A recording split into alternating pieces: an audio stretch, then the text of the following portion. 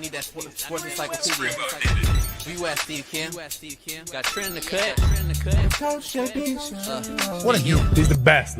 He's a master motivator. I'm a master motivator. I ain't no regular ass motivator. I'm a fucking master. Coaches tried to make practice so hard that the game was less intrusive. Like they coached you that way. Like people think, well, they were just yelling. No, they were trying to put you under stress and put you in under duress so that when you got in the game, you could mentally handle adversity. If you go through JUCO and you make it out of JUCO, you can make it anywhere. I respect the hell out of you to see that you're doing what you're doing and still doing what you're doing for real, the way you do it, man. From day one, you had the same enthusiasm. You keep the same enthusiasm, and it's fucking contagious. In my opinion, I think Shedeur Sanders is the best deep ball in college football. I don't think he's. Can you just say something nice about Shedeur Sanders? I love talking ball. It's nice to connect with guys that are like-minded and just are real and genuine. And I'll proudly stand up next to you. Oh, God bless America. You said belt to ass, T-Red. You got the belt around you.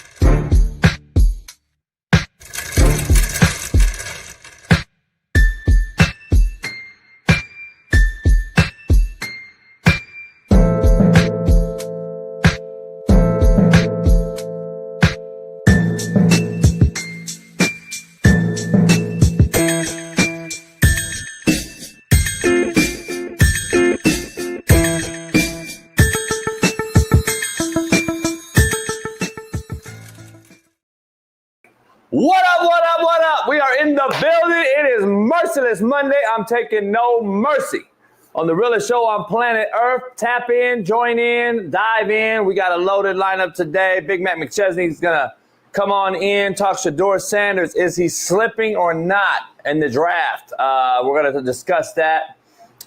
Then we got Shaun King joining us talking NFL Combine. Is it worth it? Or should we just scrap it? We're going to dive into that. Plus NFL free agency.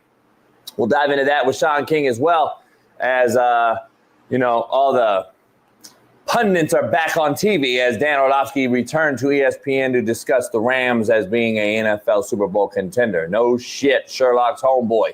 We're going to dive into that as well since Matthew Stafford has returned. But a lot going on today. And we're going to begin the show in a very, very eloquent manner. And if you don't want to hear anything about my political takes, then just leave for about 5 minutes and come back when we start talking sports. If you want to hear what I have to say, then do me a favor and listen. And you can take it for what you want to take it for. But I have done about 2.5 days of research since I posted a post that has seemingly woken up all the, let's say, anti-Americans in America. That's how I'm going to use that term and say that term. So I said, you know what? I'm going to do a deep dive into this and do my due diligence. So I know that I'm saying something that I mean, and I mean what I say. So I woke up after each night this past weekend after I posted that specific tweet on Facebook and Instagram and Twitter and all that. And basically, I'm going to read it, what I posted. If anyone says they stand with Ukraine, you should go there and help fight Russia, end quote. That's all I wrote. I wrote that on there on a tweet on Facebook. And I just want to be clear for clarity that the president of Ukraine, Zelensky, showed up to our Oval Office, all right? Now, this is equivalent to the homies from the hood on this side going to a hood on this side, and the rumors were we're going to sit down and have a peace treaty talk. We're going to try to end all the gun violence in the hood, which I was a part of in the late 80s, early 90s. I've been in those situations. I've seen it happen. And then some shit jumps off because you came over there disrespecting and talking that shit. This is the same shit. This is what happened. Zelensky came over to our hood and sat in our house and literally did not address President Trump or Vice President Vance as Mr. Vice President, Mr. President. He was calling them by their first name. I just want to be clear, okay? J.D. Vance, however, said to him, Mr. President, I think it's very disrespectful that you came into our place. He called him Mr. President several times. Go watch the video. But this man who went into our Oval Office, literally, if you didn't listen, and I'm trying to get into why nobody understands and listen to this whole thing. This man said our oceans are beautiful, but won't be beautiful soon. That's all I need to hear, homie. And all the drama out here by everybody that's mad at Trump. You didn't listen to that and you call Trump disrespectful? So let me get this straight. I want to be really clear here. You guys in America who are American, that are mad at Trump, who are advocating for Ukraine, want our sitting president to be a bitch. Please, is that what I'm hearing? That's what I want. That's what I want to make sure you want. You want our president, our sitting president, to basically be a bitch. Bend over, say, all right, Mr. Zelensky, Mr. Midget. By the way, who's already taken priority from the last administration over North Carolina, California, and Hawaii. Yeah, a hurricane and 2 fires. By the way, South Carolina is on fire right now. Let's see how Trump handles that versus how Biden handled North Carolina. But when it comes to assistance, you've already had priority over California, Hawaii, and North Carolina, Mr. Zelensky. So I just want to be clear. We want a bitch in our White House. That's what you want. You want a straight up bitch. But it makes sense with this generation. Let me tell you something. The hardest motherfuckers on this planet right now are 50-year-old plus aged men who are former military. I just want you to let that sink in. The hardest motherfuckers on this planet are 50-year-old plus men who served in our military. So just let that sink in. You can figure that out and go sit down afterwards and figure out, what does JB mean by that? Why don't you go do the math and figure it out? So let me dive into this real quick so I can get Smitty in here. Well, since I posted this, I got a bunch of friends. And this is why I wanted to do this. A bunch of friends who are mad over what I said, over what Trump and Vance did to Zelensky in the Oval Office last Friday. I need everyone to please listen. And if you don't want to hear my takes on this, move on, come back when we start talking sports like I said. But I need to do this for my own self. That's why I did this deep dive. I need to do it for my own family and all the Americans who served to keep these same critics who are now criticizing our president safe from these countries that we are going to speak of, which is ironic. Make it make sense, all right? Number one, the millions of illegals who were ushered in through the borders. You said nothing whatsoever, but you're mad at Trump for disrespecting Zelensky in our Oval Office. Number two, when they abandoned $7 billion worth of military equipment in Afghanistan, you said nothing. When they flaunted a two-tier justice system, one for them and one for everyone else, you said fucking nothing. When they covered up Hunter Biden's laptop, you said nothing. When they passed $1 trillion infrastructure bill that failed miserably, you asked or said nothing. When inflation crushed the middle class from a fake virus they created, you said nothing. When your homie small business in the hood got shut down, you said or did nothing. Just being clear, right? When billions upon billions of our tax-paying dollars went over to Ukraine, you said nothing. When chemicals polluted our rivers in Ohio, you ignored it. And when a hurricane hit North Carolina, the affected homeowners got $750. You said absolutely fucking nothing. When Americans were raped, murdered, and robbed by illegals, you said or did nothing. When they implemented an implant named Kamala Harris as presidential candidate who didn't earn one fucking vote, prior, you did absolutely nothing. You said nothing. When the Democrats are hurting so bad that Stephen A. Smith is the next Democratic candidate, you still say fucking nothing. When anti-American George Soros funded dozens of AG election campaigns, you said nothing. When they turned our classrooms into a liberal learning indoctrination annex, which taught our boys how to become girls and girls how to become boys, you said absolutely fucking nothing. When they literally spent our tax dollars on inmates' transition surgeries, you said nothing. When Hawaii fire victims got $700 fucking dollars and illegal immigrants got a $5,000 debit card and a right to vote for a president in a country they aren't even native to, you said nothing. When they came after our free speech, you said nothing. When they made fucking Pride Month more important than Black History Month, you fucking said nothing. Yet you defend Ukraine, who are snatching kids off the street, and by the way, hate fucking black people. But you say nothing. When they gave money and free lodging to illegal immigrants in New York, Chicago, Denver, and California, you said nothing.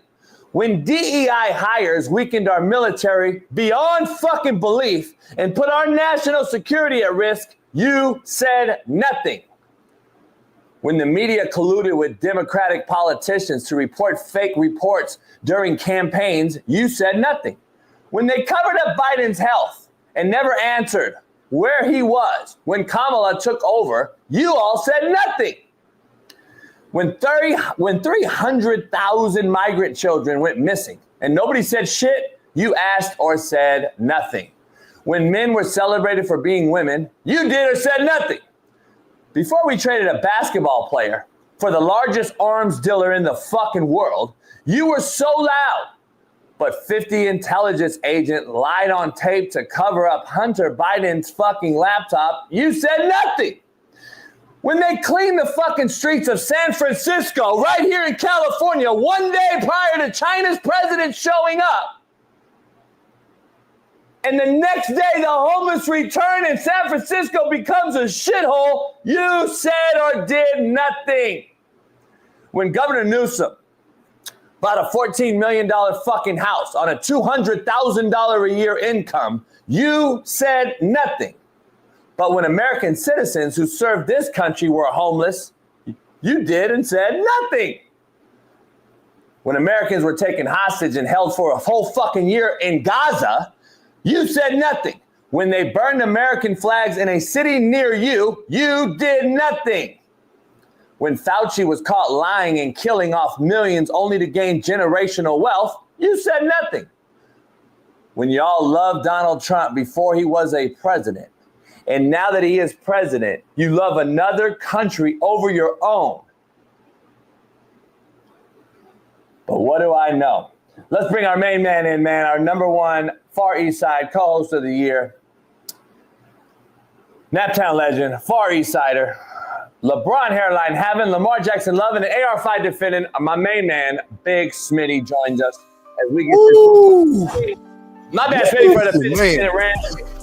I did a lot of deep dive. I can't even come in dancing today. You started off like that, player. What's going on, JB? How you feeling? You all right?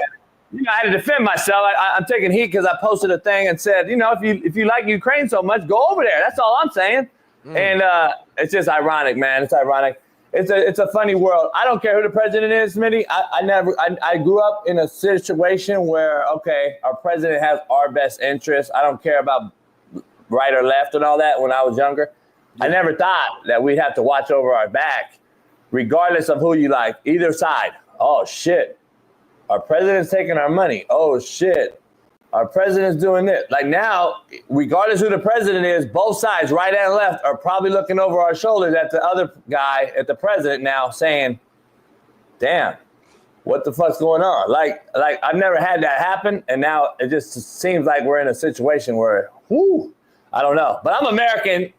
We all are, and I'm just trying to figure out when did we become anti-American living in America? That's all I'm wanting to know. So I did a deep dive, and I broke down all these things that I just said, and it's fucking ironic. It took me 2 days, but I'm like, damn. I did 2 days just for that intro. I could have kept going, but I didn't want to get you off the thing. I'm just like, damn, all that shit happened and nobody said shit, but now they're worried about like Russia and all this shit. Fuck Russia and Ukraine, homie. I'm about America, DMV. That's what y'all keep missing. Why y'all worried about Russia and shit? Do you really think Russia's gonna fuck with this crazy man over here with the number one military in the world? Us? You're out of your fucking mind. He's trying to become our friend. By the way, I don't know why y'all keep mentioning other shit. It's because I know why. Because DMV wants to bring race into it. Because Trump's the president. And let's just keep it real, man. But anyway, Smitty, welcome to glad to have you on. It's a Monday, Merciless Monday. Let's dive right into the quote of the day before we get into this poll question that has our thumbnail on it. Brought to you by BetUS. Head on over to BetUS today. Use the promo code Coach JB and get you a 150% bonus. Damn, Smitty, I almost won last night on BetUS, by the way. A fucking 7-game basketball parlay. $15 would have won $978. And Toronto, Orlando not getting the over 220-point combined. Fuck me. That'll do it. Homie. That's why parlays are very, very hard to win, homie. I got 6 out of 7, man. Fuck. But anyway, that was gonna be your fucking payment for next month. Anyway, you gotta figure it out. I gotta figure it out. Got some weed or something. I mean, I don't know. Figure it out. I mean, Trump said he about to send drug dealers. They about to get the chair, but you better hustle and figure it out. Sell some weed and get my money some way. We got cats on the border right now. We're on the border right now. Quote of the day, Smitty. Disrespect will close doors that apologies can't reopen. That's powerful. That's strong. That's straightforward. Easy to read. Easy to understand. That's a really good quote. I'm not gonna rate it. That's a hell of a quote though, right there. I like that. Disrespect will close doors that apologies just can't reopen. Because we all forgive and all that, but we never forget. At least real one don't. There's certain things you do that you just can't really bounce back from. You know what I'm saying? So yeah, no doubt. You try to holler at my girl. You try to, fuck with my mom or my folks. You steal from me. You stab me in the back. Those are right there. Just come off the top of the head. Those are probably, one of those things. Like all in that order. Contrary to belief, brought to you by Prize Picks. Head on over there today. Use the promo code Coach JB. You are entitled to your own opinion, Smitty, but you are not entitled to tell me what mine must be. Now that's strong right there. That's kind of connected to your tweet and your intro and all that too. You know what I'm saying? But that's something that I think the world, I'll speak on America, Americans need to hear right there. Because it's okay to have an opinion. It's okay for us to disagree and do that. We've always done that. We've never agreed. But it used to seem like it was more okay back in the days. Now, so it's like if you don't say or think exactly what I think, then it's a problem. And that's the space that we're in right now. And I don't know how we get out of it, but that's a good one right there. Maybe that's the thing I'm tripping off of. Like I'm trying to figure out why. Like here's the thing: the people that hit me up and go into my comments on posts. Mm-hmm. These motherfuckers do not. They don't fucking like give any context. Right. They just say something real quick and then boom. Yeah. This guy don't know nothing. That's it. That's the comment. Yeah. This guy don't watch the 49ers. Right. Nothing about the take. But don't follow up with anything that like backs up why they're saying that. You know what I'm saying? Like if you're gonna make that type of take, you gotta be like, this guy knows nothing, and here's why. Number one, boom, boom, boom, boom, boom, boom. Yeah. Number two, boom. Then you might have something, but okay, well, maybe I messed up, like, or maybe I didn't know that, or whatever the case may be, So then we got a conversation. Right. Now, I like this one out. I saw that. I don't know. I mean, it might be the government messing with you after that opening. You better be careful. Nah, he's a fucking. We're fucked, man. Anyway, I don't know what's going on. Anyway, let's dive into the poll question, Smitty. Start this show off with a banger already, 20 minutes in. Like I said, I had to get you in here. I had a long rant because I did so much damn research on that shit. Poll question though, Smitty. Has Shedeur Sanders' draft stock dropped since we've heard rumors come out over the weekend of the draft, of the combine, Shedeur Sanders walking around the field, I guess looking like a 20-year veteran, like he's Tom fucking Brady or something. That's just what irritates me out of it all. I don't know Shedeur Sanders. I just want to be clear. I don't know Shedeur Sanders at all. All I'm judging is what I see from the quarterback position that I played and coached and know better than most. All I'm going off of is my gut instinct as a talent and character evaluator.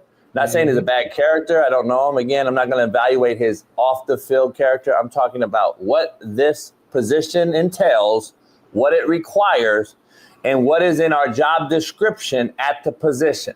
That's all I'm discussing. Y'all can call me haters all you want. I know Matt's calling me a hater and all this. But when Matt calls me a hater, we're going to ask him, so what does it call him? A fanboy, a favorite guy, a biased guy? Like, you see what I'm saying? I just want to be clear. So the haters only get called haters, but the guys, like, defending, what do they get called? Lovers? I just want to know.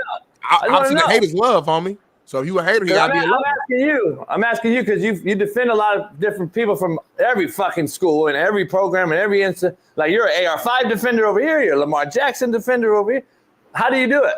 Well, me personally, I'm a realist. So that's why if you notice throughout the shows, like there's some days where I might show love and support to somebody, and then I receive new information, and then 2 weeks later, I actually go at that same person because we have a daily show, which means we react and respond daily to new news. So I'm somebody who don't just stay on one side or the other. I read the situation, understand the situation, and give my own personal opinion and thoughts and context to that situation.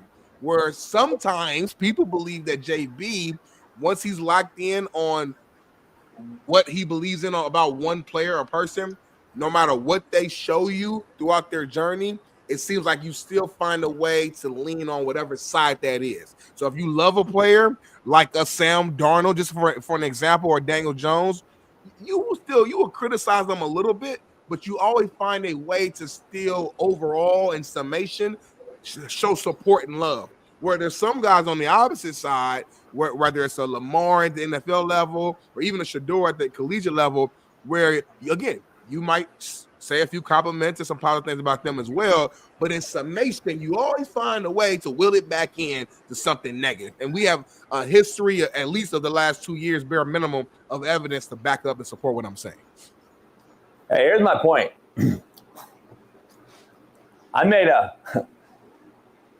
said Shedeur Sanders' stock dropping in the draft, and this is what DMV said. DMV Living, for all the audio listeners, responded, said, JB, you are a right-wing, deep state hating motherfucker. Your hate goes deeper than most. So first of all, I'm not even right-wing. Second of all, I don't know how to be in the deep state. If I was in the deep state, shit, I'd have a lot of money. Like how Ukraine sent Biden all that money, I would have had all that. Like all your taxpayer money. Well, DMV, I don't know if you pay taxes or not. Are you still living at mom's? If you pay taxes, you know they got your money. I don't want to throw it out there. But anyway, I don't know how to get into the deep state. I wish I knew how to get into the deep state. But my hate goes deeper than most, because I said my opinion. Again, what was the quote of the day? What was it? Contrary to belief? I said it specifically. You can have your own opinion, homie, but don't sit here and tell me what mine's got to be, motherfucker. You got me fucked up. See, I don't got bitch in my blood like you, homie. I don't have bitch in my blood. So that's the difference with us, DMV. I don't think you realize that. So for you to sit here and tell me that what I got to do and what I got to think is crazy as fuck. But you're the same guy that says the white folks out here is trying to control y'all. Right?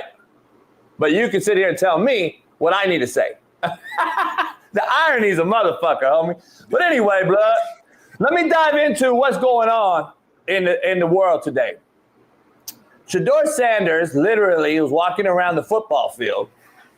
Yep. And with fucking chains on, like this motherfucker's been balling forever in the NFL. But he ain't been in the NFL yet. Ain't played in the NFL yet, Smitty. I'm just throwing that out there. I think that's a fact. There's no hate. It's fact. Yeah. He's just confident. The humility of these kids nowadays. How do you want to walk? You want to walk with his head down, slushed over? I don't walk here. I know I shouldn't be here. He the quarterback. Hopefully, I'm walking with my chest out. I ball out. I'm doing top 10 bare minimum. I know who I am. My last name is Sanders. My daddy was the same way, so I'm his son. I'm going to be similar to him in some aspects. I believe in myself. I don't get it. You want him to be? Y'all miss humble with like being like in a shell. Like nah, you supposed to be. I want my quarterback to be confident. I don't want to be in. Hold on, no. That's not what I mean at all. So sorry, I must have said it wrong. You guys took it out of context. Why are you there? Why are you there? To interview. I don't care about how you walk. I don't give a fuck what you wear either. Why were you there? You're not throwing. And I hate black quarterbacks, but again, all my former black quarterbacks come in this show, but I hate them. But anyway, listen, I want to be clear. Why didn't you throw? And if you didn't throw, why are you there? I just want to ask that question. Why was Cam Ward the same way? And why are these other cats not throwing and there? I don't get why you're there, homie. That's all I'm saying. You act like you've earned the right to not throw. And when you guys sit here and tell me he's earned the right not to throw, I would call you a fucking idiot. I'm going to be honest.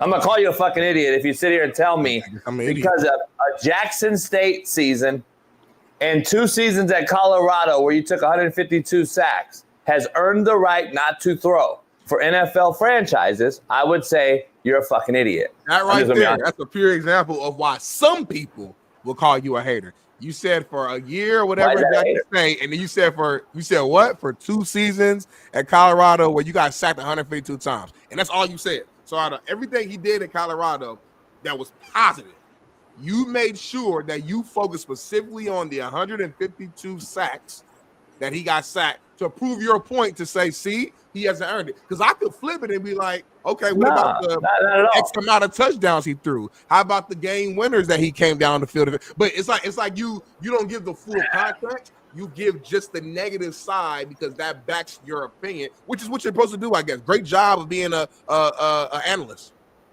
Well, Smitty, here's the issue. What is a quarterback supposed to do? Win.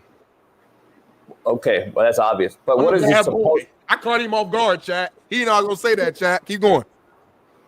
But he didn't win. 9 games. I don't know what you're saying. 9 games. They won. He didn't win. It's road travel, homie. It's road travel. What? No, I'm just asking you as a court. That's why I don't. It's no offense to you. I'm just asking, like, from a quarterback. If you're a quarterback and you're in the position, like, if I wrote a job description of a quarterback, what's number 1 you think would be for his job description? Throw the ball. No, his job description before he even gets into the huddle, right? Like before he even gets into the lead. He's a leader. All right. So whether it's vocal or by demeanor or action, okay? So you're a leader A.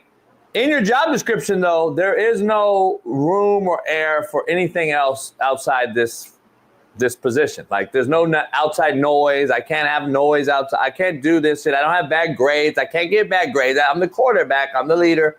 I can't be a shit bird, so to speak. Meaning I got fucking cases pending and I'm fucking foul in the dorm room with broads and this. You're the quarterback. You're not a DB.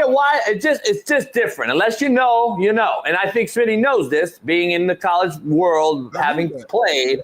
He understands that the quarterback's held to a different standard. Mm-hmm. So he's not just a normal middle-of-the-run backup quarterback.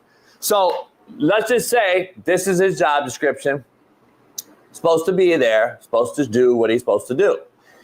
So my question to you was, in the performance-based situation, I'm gonna ask another question. He's supposed to throw 37 touchdowns. I'm just saying. That's what he's supposed to do. It's expected, especially when you're considered a first-round quarterback. What is he not supposed to do? I'll help you out. Take 152 sacks. See, that's what y'all don't understand because you're just not very good and smart when it comes to this thing. And you can't talk to me on my level, you fucking idiots out there. So that's what I want to be clear with. And again, to Smitty and I's point earlier, you don't have any context. All you say is you're a hater. No context whatsoever. I just gave you context. You're supposed to throw touchdowns versus interceptions, and you're not supposed to take sacks. Quarterbacks, but when Tom Brady says the exact same things I say, then, JB, but what do you know? I said on this show, Smitty, many times, you and I discuss this all the time, and I said quarterbacks are supposed to make O-lines better. O-lines don't make quarterbacks better. So if I want to see a guy at a combine for that simple fact, and I want to see you throw different throws on levels against air, it's not the same as my pro day in my comfortable Boulder, Colorado facility with my comfortable Boulder, Colorado wideouts. This is against wideouts I don't know. We're rapid firing wide receivers out here from other programs that I've never thrown with. I want to see you throw different levels of concepts. Why is that so hard to ask for a guy that I'm about to pay? That's all I'm asking. I want to see you take your fifth step on time and throw it. I want to see you take a 5-minute hitch and throw it. Here's the issue. I know you threw 37 touchdowns. That's cool, but I also know what I need to see by a guy I'm going to give first-round money to where I know you're going to stay upright. 152 sacks, by the way, is the problem I have, not the 37 touchdowns, homie. That's obvious. I need to know, are you going to be able to stay upright on a team that's probably drafting you early means what, Smitty? We're not very good. Because we have an early draft pick. So guess what that means? Our O-line's probably not very good. So now I got to sit here and get this cat in here with no O-line who took 152 sacks, and now I'm a hater when I point out these things.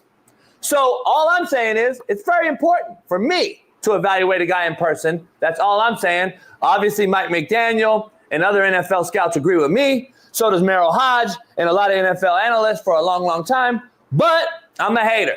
So it's fine. I guess I can't have an opinion. But I do know this. My opinion doesn't warrant you to tell me what the fuck my opinion needs to be.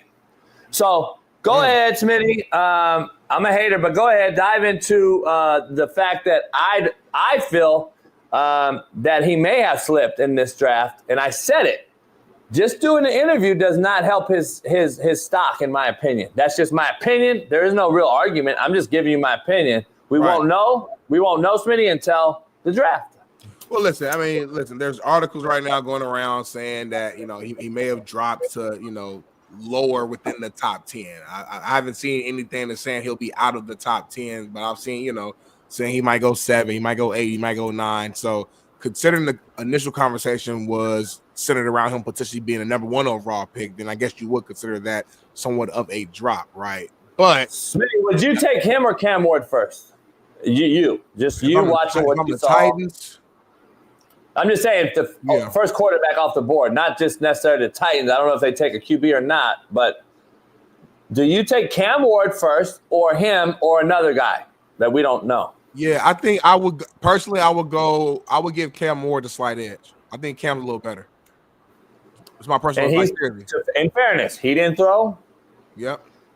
He walked around the same way. And by the way, I've talked to his parents. We had that whole thing that we were going to come on the show and all that. I forgot about that. so here's the issue. I just don't get it. I just don't get it. And I'm just, look, you can call me old school, whatever. I just don't understand that where we've come when it comes to this. Why he's on the thumbnail is because Matt's on the show on Mondays and not Tuesdays, D. Jones. Mr. fucking producer. Are you fucking producing the show now, D. Jones? Do you want me to put fucking Jacksonville on here too? Every day you want Jacksonville on here and Sunshine? You guys fucking kill me. But anyway, that's real quick though. Let me finish my take real quick. So I do see, I do think potentially he might go later within the top 10. Is that a drop? Sure, if you thought he was going to be the number 1, number 2 overall pick, but he's still a top 10 pick. It's not too much of a drop. Number 1. Number 2, though, I want to make this clear. Every single year, these stories come out about somebody. They always come out. Oh my God, he dropped. I'm not even listening to the story. Last year, they did the same thing. I think with Drake May. It was like, oh man, Drake May's stock going to drop. He went number 3 overall. So I'm not talking about this. They put these out to kind of confuse or trick other teams, and it's a part of the kind of negotiation or the trickery behind the scenes with teams. Let's just push the brakes a little bit, and we'll find out here in a couple of weeks what's really going to happen. Regardless, though, even if he did drop, it won't be out of the top 10. I'd be shocked. I'd beyond shocked if he went outside the top 10. There's no way it happens. There's no way. I won't be shocked at all. I almost want to bet you something crazy because I know he ain't going out of top 10. I'm down. I'm down to. What's something crazy we could bet though? It got to be something crazy though. I don't know. I'm just looking at the top 10. The top 10 picks there, and I could see. I think the whole argument we had about Travis Hunter the other day with Matt.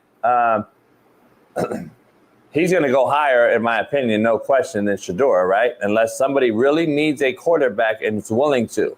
I told you this year is going to be the free agent or tradable veteran quarterback year. It's not going to be the draft. The Giants, number 3. The Giants are going to try everything they can to get Aaron Rodgers. Right. So that's going to take, in my opinion, that's going to take one of these quarterbacks down a notch. If you're Aaron, why you want to go there, though? If you're Aaron. I'm not saying I want to go there. I'm just telling you what they're going to try to do. Right. Cleveland. What do? Are you going to take a quarterback at 2 when I got to pay a guy so much money to come back? They need a quarterback, but do they go with that roster? Are they going to go get a rookie just to reset them down in 2 years for when Deshaun's back and then rebuild? They can't rebuild with that roster, in my opinion, with a rookie. They need a veteran fill-in guy. Kirk Cousins. They ain't doing nothing. They ain't better than Root. Your leader's about to be out of there, Myles Garrett. Who you trying to impress? Rebuild. So you're saying if your thought process is true and they're going to blow it up, then say blow it up, and I'm cool. Go ahead, draft a quarterback. But I don't see that. I don't think that team is going to be blown up. They got too much talent. They're not a rebuild team. This team is a quarterback away, arguably. Yeah, we always say that. I know, but I'm just saying that. But look, that's how bad the quarterback was in Deshaun Watson. That's just period. So that's just what I think. New England's got a quarterback. Jacksonville's got a quarterback. The Raiders need a quarterback. Yep. I and you and everyone discussed the fact that Pete Carroll, at his age, I find it hard-pressed for them to draft a rookie. I do, my opinion. Matt thinks Shedeur goes there at 6. I don't see it. I think they need too many other things. I see them going with Gunter Minshew or O'Connell again before that. So that's just my opinion. Now, I could be wrong. Been wrong before. The Jets, I see them needing a quarterback. They need a quarterback. Come on, bro. You see what I'm saying? But are they starting over with that roster? So yesterday they said they're going to release Devontae Adams. I said on this show, and Bailey and I show later on today, Slap Nation, I said it'll be a Ram or a Charger. I think it's going to be a Ram. Yesterday kind of started the ball rolling, especially with Stafford re-signing. It seems like the shit's falling in order. I think Devontae's a Ram. That's just me. Carolina don't need one. Saints, Derek Carr, are they getting rid of him? No. Chicago, already got a QB. Frisco, nope. Cowboys, nope. Miami, nope. Colts, they going to take another rookie with AR5 from 2 years ago? Doubt it. Falcons, they got Pence already. Penix. You got the mental midget at 16. I'm telling you, I can see Shedeur falling out of this entire top 16, 17, 18, 19. No way. Please bet me anything. Any money you want to throw Just out. tell me where, though. I'm willing to bet anything on this. Anything. Smitty, tell me where he goes. Fucking teams in the top 10 need a. You said the Tennessee need a quarterback. You said the Browns need a quarterback. You said the Giants need a quarterback. You said the Jags need a quarterback. You said the Raiders need a quarterback. You said the Jets. You named 6 teams out of the damn. But I gave you context. Need a quarterback, but did I give you context? You sound like a Twitter comment guy. You sound like the Instagram comment guy. I literally just gave you context for each scenario why they wouldn't take Shedeur. I understand that. But then you say you went for a quarterback. I know we named 4 teams that need them. I gave you the reason why they won't take them. What's so hard about that, homie?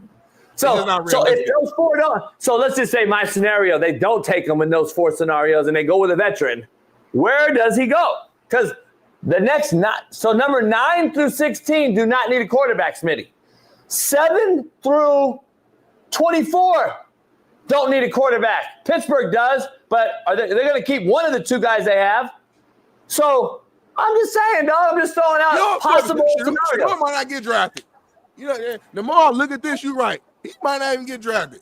He might have to be an unrestricted free agent and go pick his team and try out in camp and go perform in the preseason and see what he can do. Because we didn't see enough he went to Jackson State, HBCU.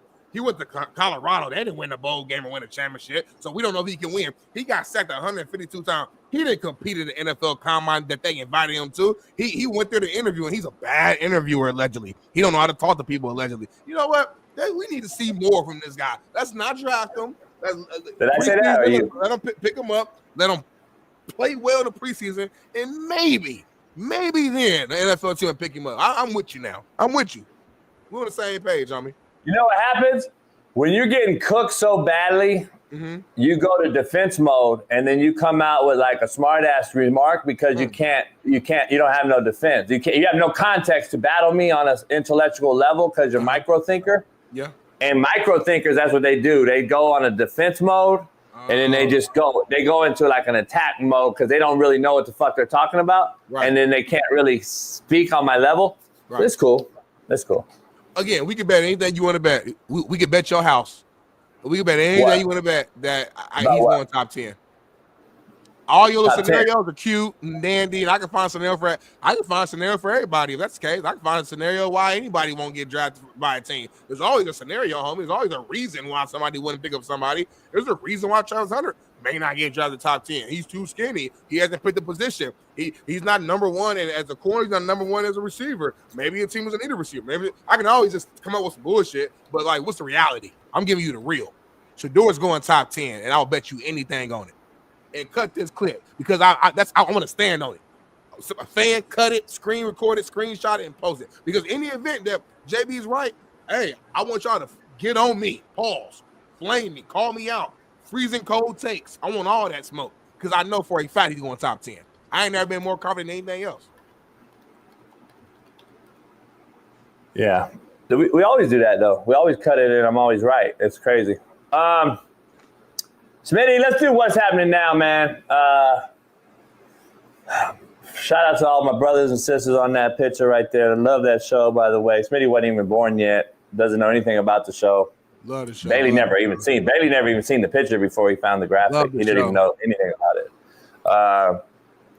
But what's happening now, Smitty? I don't know if you saw last night because I don't watch this crazy shit no more. It's just unbelievable how when you get older, you hear shit, whether it's true or not, but you still have a bad taste in your mouth, Smitty. You know, even if it's not true, you know, damn, I don't know if it's true, so I can't fuck with your boy anymore.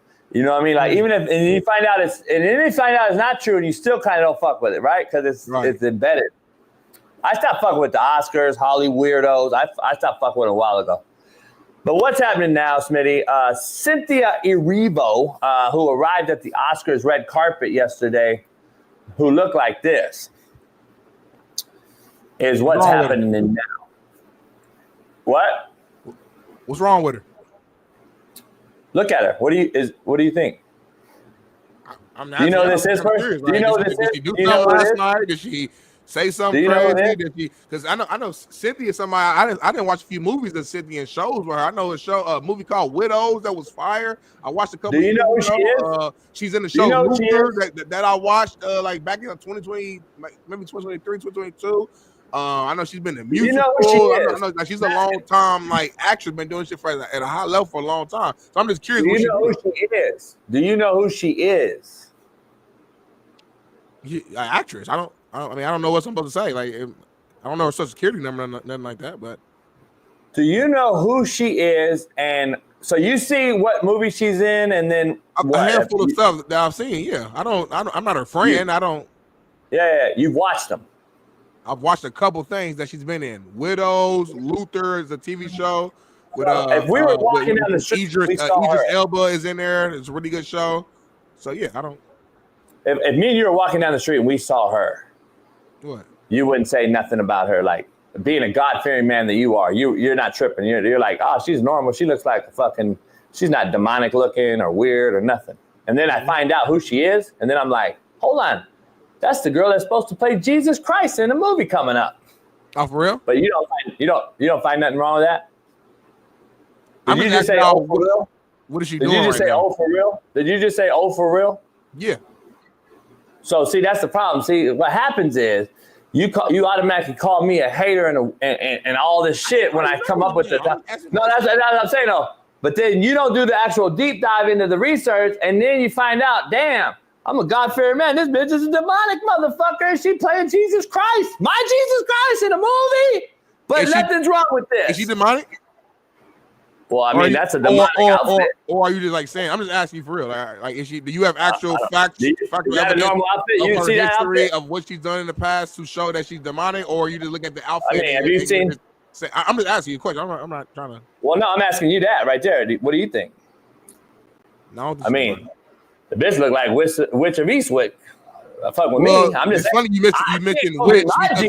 I'm not hopping on to watch Jesus Christ play her. No, it's funny that you mentioned Witch List, because I think something she's famous for is it's like a musical called Wicked, which is about like witches. Like she's on there. I think that's why she's even here. I think why she's there on that stage, which could maybe be a connection as to why she dressed that way. I don't know.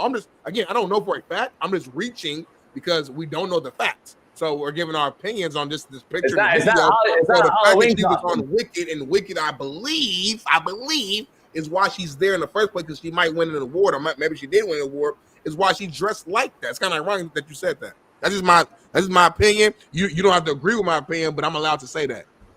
Contrary to belief. And then my opinion would be like, you sound crazy. And you're allowed to say that. Here's the issue. Like, so is this a Halloween costume event or the Oscars? It's the Oscars, homie. Oh, then I never knew an Oscar award winner to dress their part that the movie they played in. I never seen it. I've been watching Oscar for about 30 years. I never seen that. So maybe I guess she's the first one ever. I guess Smitty's point. So yeah, I mean, I guess at these awards show we never really see people like dressed like unique or wild at the Oscars and all these different award shows. I guess people never dress crazy. Like this is a no, like we've never seen that. That's my point though, because the Epstein list, everything's coming out. P Diddy list, all that shit's coming out. So now that's why they're covering it. They're doing it more. That's what I'm trying to say. Okay. But it's crazy. I never seen a Oscar winner dress like their part at the Oscars. Right. I haven't.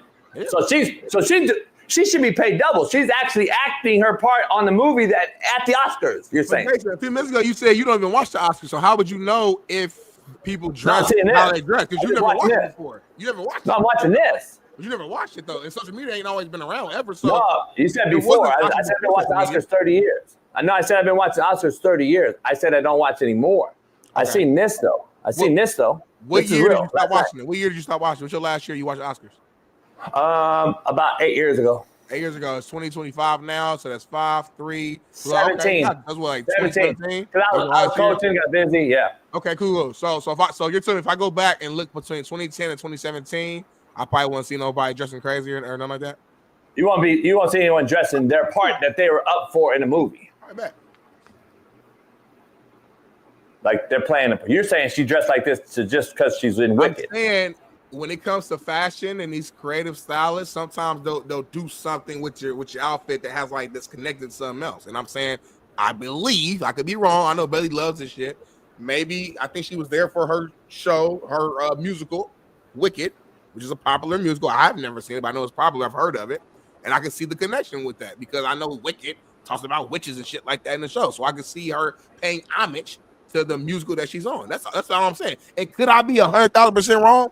Yes, we're guessing right now. I have no idea who her fashion designer is, who her stylist is, but we're all, everybody on here is just guessing because no one has the facts. Unless someone is literally working on her team and spoke to Cynthia directly and they can verify something. Otherwise, we're just all having an opinion, and contrary to belief, we're allowed to have those. That's what JB said. So, what the facts of the matter is, though, like, I can't watch her.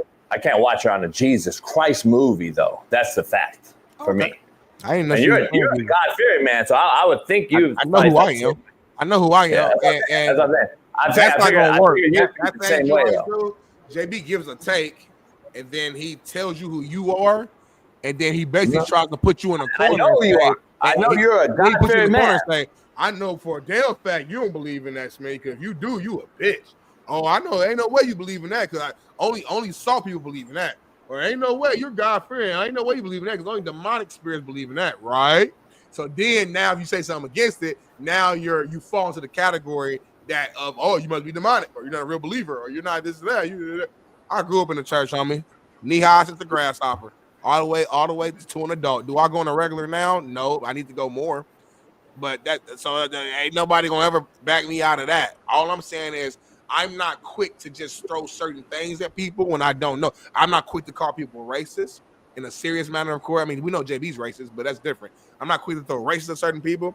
I'm not quick to throw demonic, demon. There's certain things that's so powerful that I'm not just quick to throw it out there like everybody else doing, around the world. I'm not like everybody else. I'm Darnell Smith. Defender of all things. I'm a bad boy. You gotta add that to your name. I'm a bad boy, Jason. I'm a bad boy. You need to add defender of all things. And you need to add to your name hater of all things. Because I'm a hater. We actually do that. We should do a shirt. JB, hater of all things. Smitty, defender of all things. And see which shirt sells more. Put that up right now. We'll start promoting it starting tonight. We'll push it for 2 weeks. At the end of the 2 weeks, we'll see which shirt sold more. We'll make it live on this show. And whatever shirt sells less, there's a punishment behind it. And the winner gets to decide what the punishment is. Live on this show. So get the shirts made. My shirts will sell more. Well, let's just set it up. Like, forget the opinions. Let's get the facts and we'll see. Exactly. See, I'm a bad boy. I get shit done. I call stuff out. I get straight to it. I'm not like your old co-host, the bottles and all that stuff. I get straight to it. I hold you accountable. I'm not scared to disagree and go at you. All the bottles and stuff you used to co-host with, and all the homies that came in for 2 shows and then left. I hold you accountable, homie, every single day. That's why the chat loves me.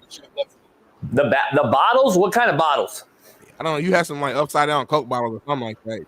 Yeah, you got to say the right name. I mean, you don't just say the bottles. I don't know anything about the bottles. You know exactly what I'm talking about as soon as I said it. Upside down Coke bottle, you could say that, but I don't know. When I said bottles, keep it fact or cap. Did you or did you not know exactly who I was talking about? Fact or cap? Fact. All right, then. But nobody else did. That's the problem. Shout out to the homie Leroy, man. It's my homie, man. Hey, be green, though. Be green, homie.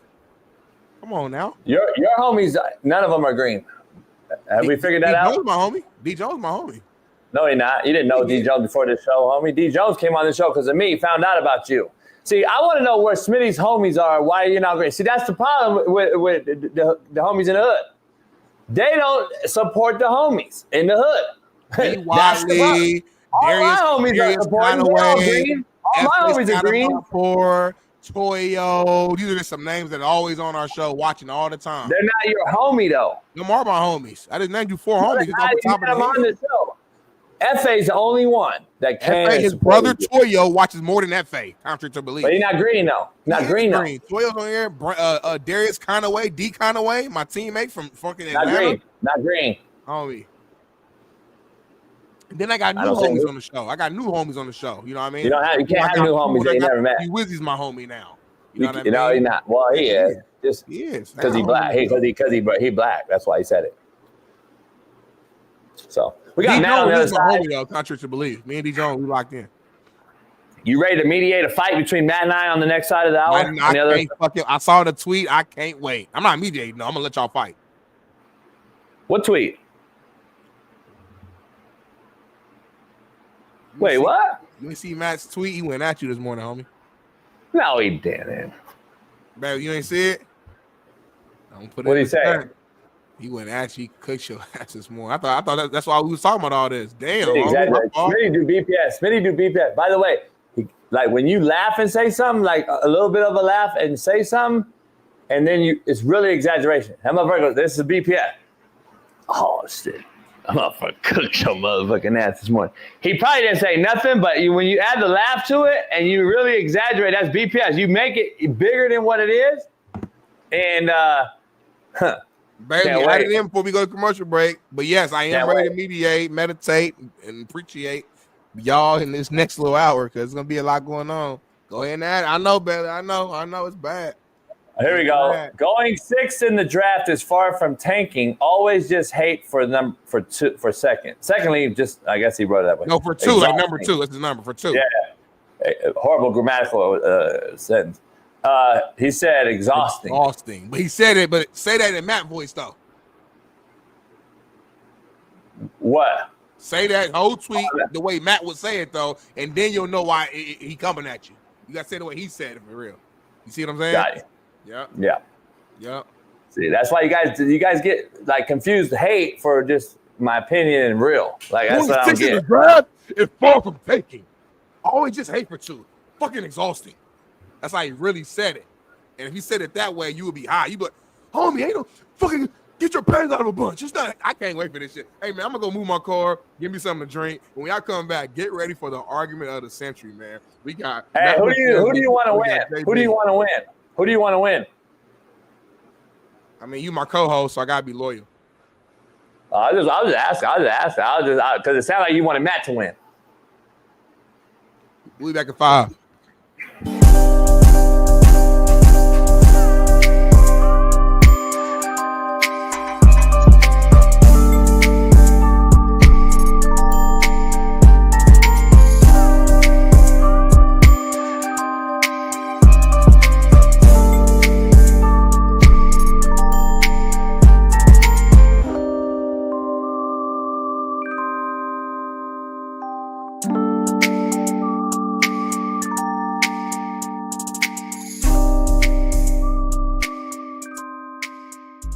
Says its plan is to put an electronic system to measure first downs into motion this upcoming regular season. I remember we talked about this, I think, with Steve. Every year. We talked about this with Steve though a while back. No, I think Steve, if I'm not mistaken, was the guy who actually feels like this should have been done, if I'm not mistaken. Maybe I'm getting confused with another guest, but I'm pretty sure Steve was like, hey, it's 2025. It's like, at this point, we should be able to have an electrical system. Because we had this last year, during the AFC Championship game, Josh Allen gets that fucking first down on that quarterback sneak. He gets that first down on the quarterback sneak, and they probably we don't know that. We don't know yet. We do know that. We do know that. Smitty, a Chinese robot just attacked a bitch in the crowd. I saw that, homie, and that's your boy Elon, who you love, who you're a fan of. That ain't Elon. That's Shim Chong Young and them. That ain't Elon, homie. That's Shim Chong Young and them. He sent them a technology, homie. Where'd they get the technology from, homie? Elon's not the technology guy. He's not the originator of all technology. You act like this motherfucker's been sending cats to space and shit. Elon took some other people's shit and ran with it, homie. Kim Jong-un and them did this. Here's the thing. Let's be real. So a fucking robot attacked a motherfucker in China, and we're thinking that this shit right here is going to get the first down right. They're still going to have the chain game as a backup option as well. They're not removing the chain game. What's going on, homie? Oh, shoot. Look at that shit. Oh, yeah, she's getting babies of cold, but look at that motherfucker. And he was hot, too, though. He was hot. Hey, the robot, he looked like AB. Looked like AB. I thought it was Antonio Brown. Hey, the robot said, motherfucker, you better stop yelling in my ear. Look like AB, huh? That's super racist. That's like you like. Why is that racist? AB right there, homie. Who? The robot? Yeah. Oh shit. Damn.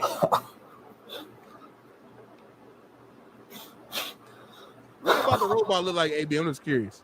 Just like from the back view, homie, he looked like I've been looking at him. What specifically about him looks like reminds you of AB? The vest, he wears the vest a lot, and he got he had something on his head. I mean, that's what I saw. None on his head. And none on his head. Yeah, he got a little string on it. That's the robot. That's the head. That's the robot.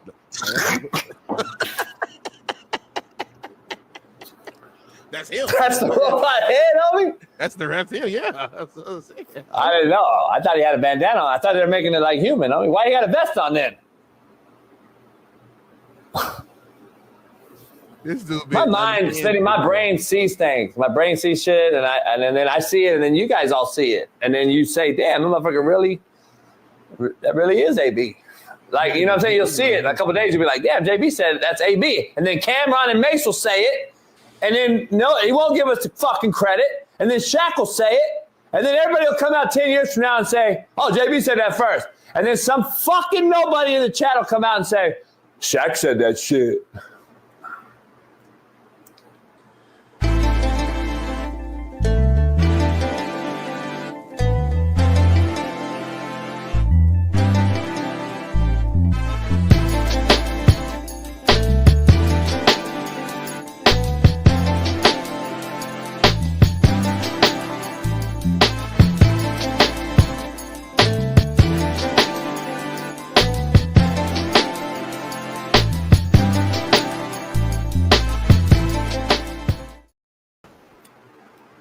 We are back in the building. BPS, yep. You know what? Let's fuck it. We're going to go right to the person that is on time, by the way, who happens to be what? White. Let's bring him in.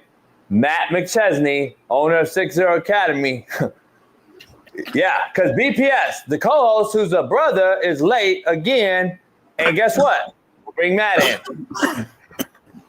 You all right, homie? No, that was funny shit.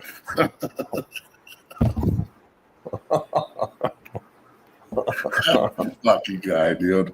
Happy Monday, asshole. How are you? We're racist. We're racist, though. Racist. RACCISSS.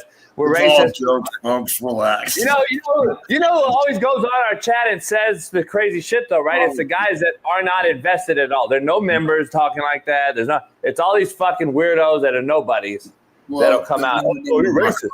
Look, they've never been in the locker room. They have no black friends. Yeah, exactly. They don't like to fuck with each other. Look, no, they're black and have no white friends. They're black and have no white friends. That's the problem. That's even worse. If you're black and have no white friends, that's terrible. There's white people everywhere. I'm the racist one. By the way, all the black homies in the chat that think we're racist, go get you an accountant, a lawyer. Make sure you go get those guys. They're probably going to be white. Just throwing it out there. Just throwing it out there. You guys need them. You guys need them, homie. Hey, Dre Day Solo, shout out to you, man. This is the realest show on planet Earth, by the way, so become a member. Hey, Matt, I got to dive right into something because they think we're going to fight because I guess you made a tweet. I just happened to see it. Yeah, you got to comment on my grammar, motherfucker? Hey, hold on. Yeah. You going to talk shit about grammar?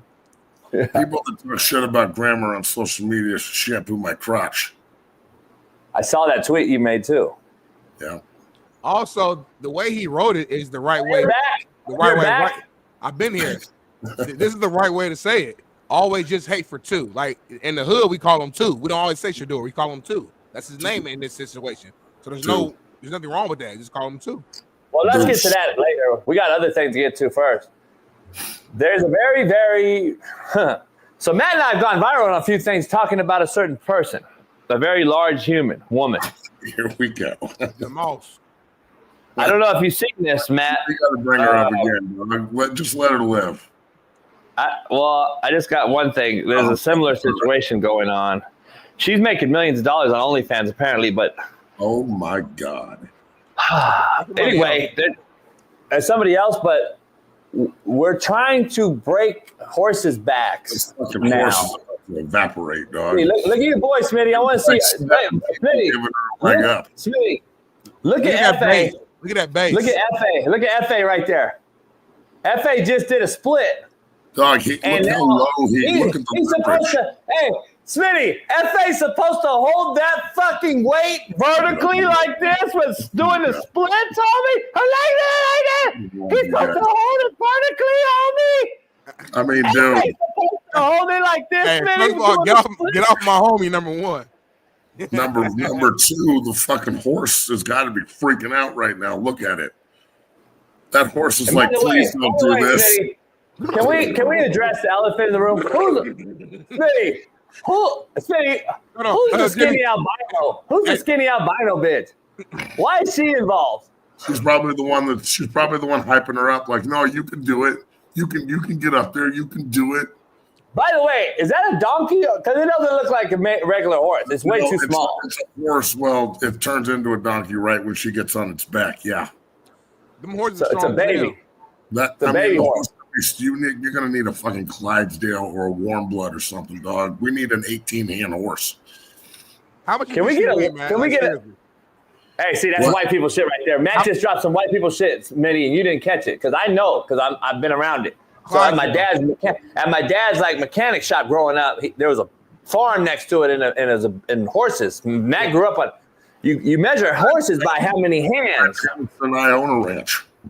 You can't. Yeah, you measure it by how many hands tall they are, Smitty. So he just said you need an 18-hand horse. A 16-hand horse is a pretty good sized horse. 16 hands is a pretty good sized horse. He said an 18-hand horse. That means one of those Clydesdale fucking monstrosities. And then you're going to need a fucking crane to get this big bitch on it.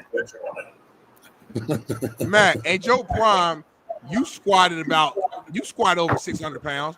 She not 600. She probably about 5. So that wasn't quite ass is 600 pounds alone, dog. Jesus. Smitty, that's dead weight, homie. Have you? Dog, it's fucking. That's like dead weight. That's like animal abuse. It's just a dead weight situation. That's not. You're not getting out of that. The funniest thing in this whole thing, though, Matt, y'all didn't catch it earlier. Matt said, "I know the horse is thinking like, what the fuck? like the horse really thinking like, damn, like." Oh, they went and got her. What's up with this cat right here, though? The dark cat on the left with no shirt on. He the photographer. Why is he so active? He's so active, like hyped. Why do these three want this to work out so well? Because they're on vacation, and I think they're paid for this video this long. We're still watching the same video. I thought it was rerun. It's the same video. It just keeps going. God, dude, hey, I'm invested. I want to see what happens now. Like, we got to keep watching it at this point. It's too late now. I want to like, they literally showed, it's a 20-minute video. I did not know. I thought Betty was rewinding it. It's the same video. I mean, this is like the Breakfast Club when they brought out the couch for the Big Myth. They brought out a couch now for this motherfucker. This is a cliffhanger. Like, I want to know what happens. Is there a part 2? Well, I'll tell you what happens. Is that end, baby? We ended like that? Yeah, it sucks, homie. That's a bad ending to a movie. It's a skip my ass. Somebody let me know what happened, y'all. That's fucking what Smitty was talking about last week. Blue balls. That's blue balls. Ugh, gross. All right, let's talk about fucking sports, please. God. Hey, Matt, before we get into the rundown, I got to ask you, though, real quick, the Combine, we saw it, if you did watch it or see it. The Combine came and gone. Yesterday it ended. Thank God. What's your take on the overall, we got some guys running, some guys not. We got a lot of linemen show. There's a 330-pound kid ran a 4.9. Love to see big boys running and moving around. I want to see the big guys run and move around. For a lineman, it's a must to compete at the Combine, correct? The only drill that I think is ridiculous is the 40. I don't know why offensive linemen need to run the 40, but if you run it well, good. If you don't run it well, it means absolutely nothing. Like, I agree to that. Here's an example. There's guys that run 4.8 and are just terrible, and then there's guys like my boy Tyler Columbus fell over at the Combine running the 40 and played for like 10 years. Like Orlando Brown Jr., I trained Sam Jones, who went to the Combine. and we were at the combine in Indy, and Orlando Brown Jr. took his shirt off to get his measurements, and his titties hung to his fucking like belt line, bro. Shit, this is what I observed. They were like, it was like if you took an athletic sock and put a fucking baseball in it and hung it off his chest. And he did like 8 reps on the bench or something and ran like a 6 flat 40, and he's an all pro. So a lot of this is just it's redundant. So I want to say, I'm not talking shit. Like I'm sure Tyler and Orlando are gonna fuck that guy. What does he know? I know what I saw. I know. He had 8 reps. He had 8 reps on me. I look it up. Look Orlando Brown Jr.'s combine numbers. Bailey, look up his 40 and his 225 because it was bad. Hey, but listen. He's an all fucking pro. Right. Because he's a bad motherfucker and he's Zeus's son, not because he can bench and run fast. Hey, Matt, here's the thing, Smitty, I don't understand. I don't want to see an O-lineman run anywhere. I don't know why we don't.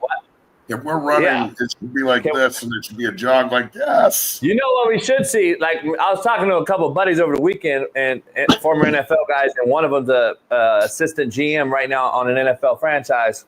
14. He said, Orlando Brown Jr. did 14. That sucks for a big guy. Give me a break. I think I could do 14 right now. You can't do 14. I can do 14 like right now, easily. Right now. You don't think JB can do 14 on 225? No, I think he'll like knock out it at 11. Timeout. Fuck. Challenge. He ain't gonna do it. Right now. No, fuck you and fuck you. And everyone in the chat, I need your support. Challenge. I'll give you a month, and I'll get involved too, and I'll do 225 too. And who could do 225 more on the show?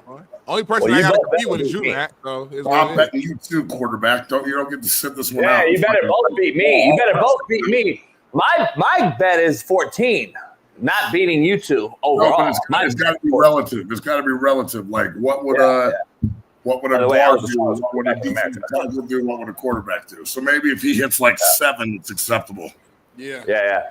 I might rip my fucking leg. Now I think about it. If Jimmy gets a 10, I'm shocked. Yeah. Like I'm fucking like that's like the. Hey, so let me ask you back to the thing we were talking about. Matt, you know what I want to see O-linemen do in the combine? I want to see O-linemen kick laterally and vertically with cones and bags, and I want to see them kick. And I want to time that. I want to time kicking, vertical, kick. I want to see that like versus a guy like running straight line up the field.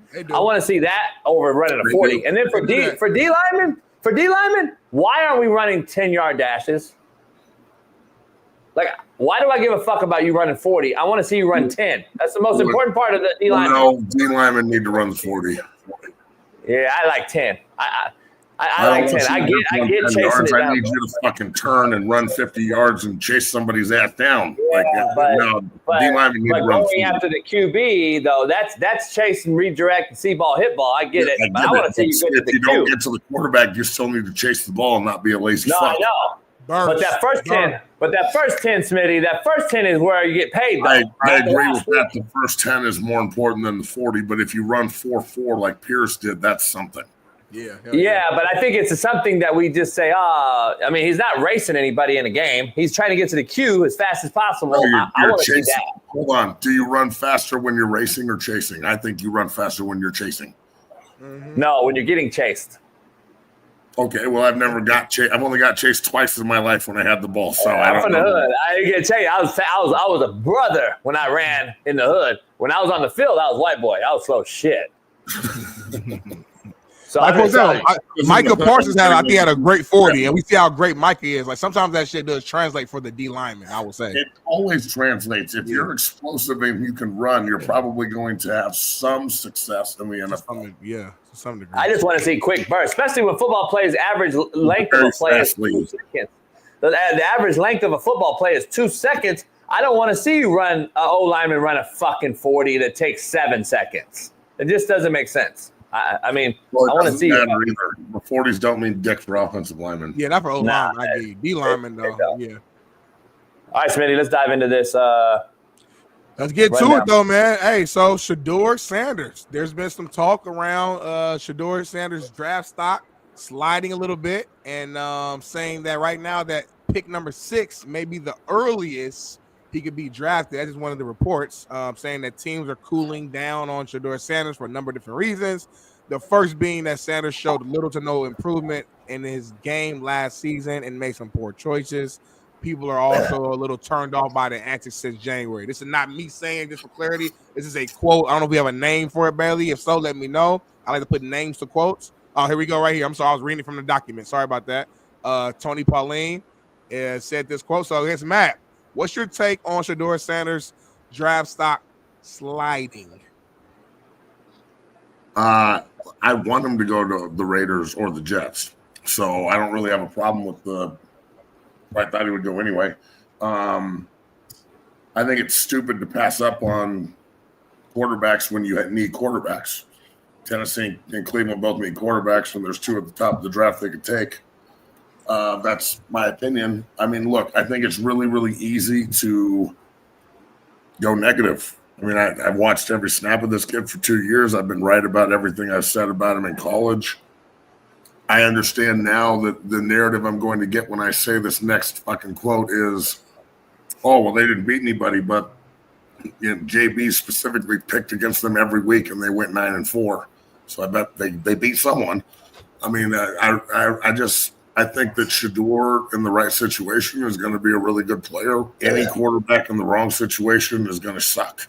So I don't know, man. I agree. I do feel like this entire narrative is getting a bit exhausting. I can't wait till the draft is over. But once it's over, wherever he goes, then it'll turn into he can't have success there. And then if he has success, it'll be because they had a shitty strength of schedule, or there's always some fucking bullshit that comes with but. He's throwing check down passes all game. He only throws check downs. He only does this. Blah, blah, blah. It's just fucking like, good God in heaven, bro. Yeah. Let me ask you, like LeBron's apologists. Like, he can do no wrong.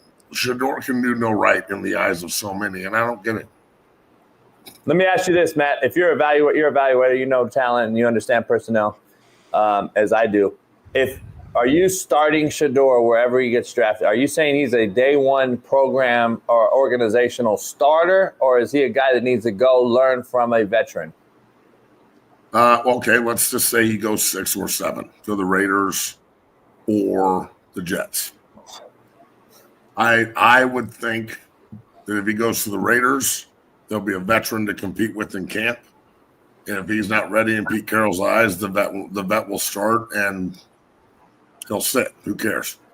If he goes to the Jets and Tyrod Taylor's a better fit for Aaron Glenn off the bat, and they're going to be conservative in development, then he sits.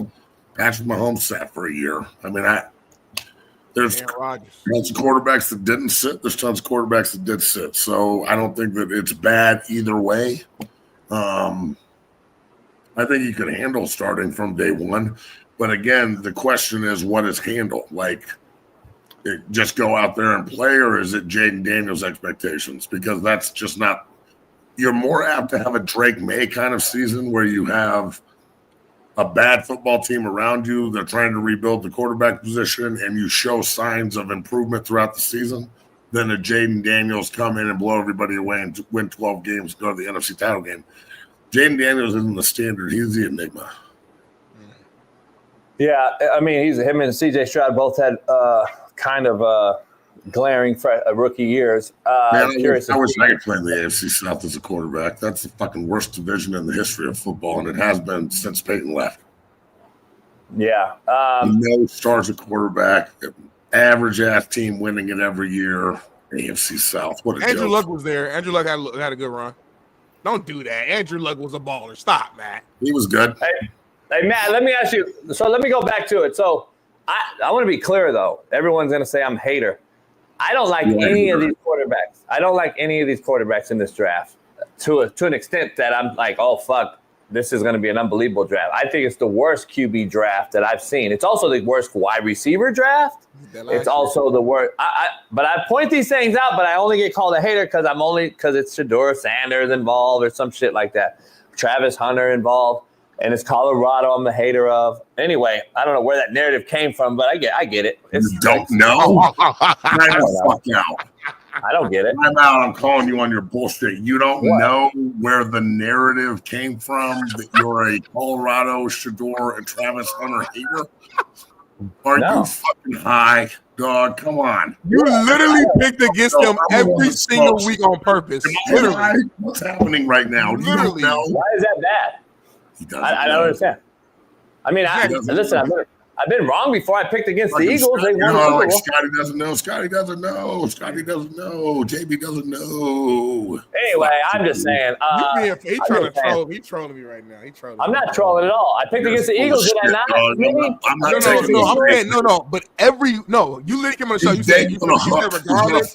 Point soon. Don't buy into this. He knows. Baby, you said regardless of who they play, I'm picking against them every week. You said that on the show. That's a hater. I did because the man was on the show. I had to balance it out. That's the epitome of hating. No, it's just a balance. It's a balance. It's a debate show. I had to be the guy. I thought I was sacrificial lamb and being the guy that I took the hate on for you guys, homie. No, I think you really feel like that. Who? Let me ask this question. Who? I don't like Cam Ward either. Other than Matt Stafford and Troy Aikman, take those two off the list. Who actually can play? Burrow when he's healthy, Josh Allen when he doesn't turn the ball over. Like a couple guys. Sam Darnold when he's not seeing. Sam Darnold early on. Daniel Jones. Daniel Jones. Let's see. Speaking of Sam Darnold, Daniel Jones, this is my point to this draft. All right, on a serious note.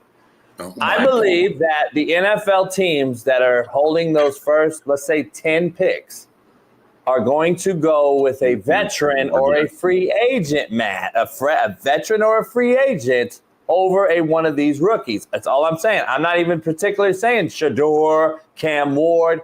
I think the Giants are going to go after Aaron Rodgers from a little inside source. I think that's number one. If you go get Aaron Rodgers, Matt, I think you and I would agree, unless you drafting for the future, you would not take a free agent Aaron Rodgers and draft a quarterback in this class when you need so much more. So number 3, I think gets dissolved. Bomb, you're gone.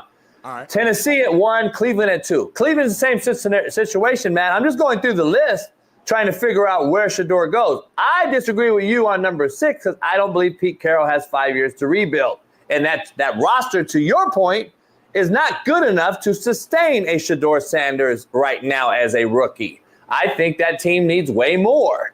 So you can't just go get a rookie. I think he's more inept to play Gunter Minshew or fucking Aiden O'Connell another year before drafting a rookie and starting over. That's just my opinion. We all have a right to the opinion. Smitty, what is the fucking contrary to belief? Yeah. But you ain't got the right to tell me what mine's supposed to be, motherfuckers. So that's all I'm saying, Matt. We all have an opinion. It's just my opinion.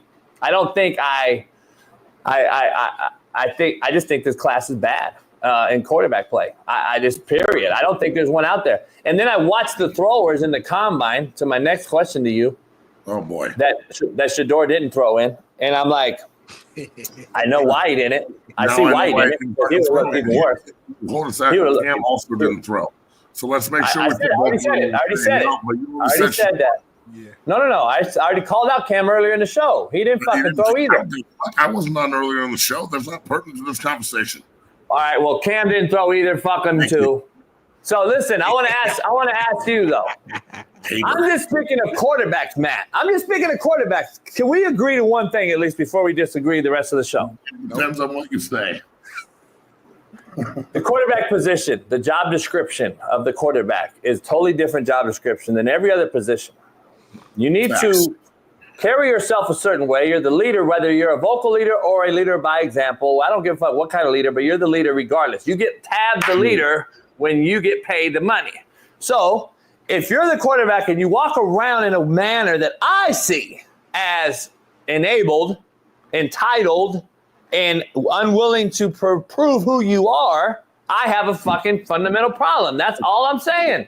So, and that goes for every quarterback, just to be clear here, that did not throw in the fucking combine. Here's why I want to see you throw in the combine. How do you feel about Howard? Is he still fucking shooting up boards?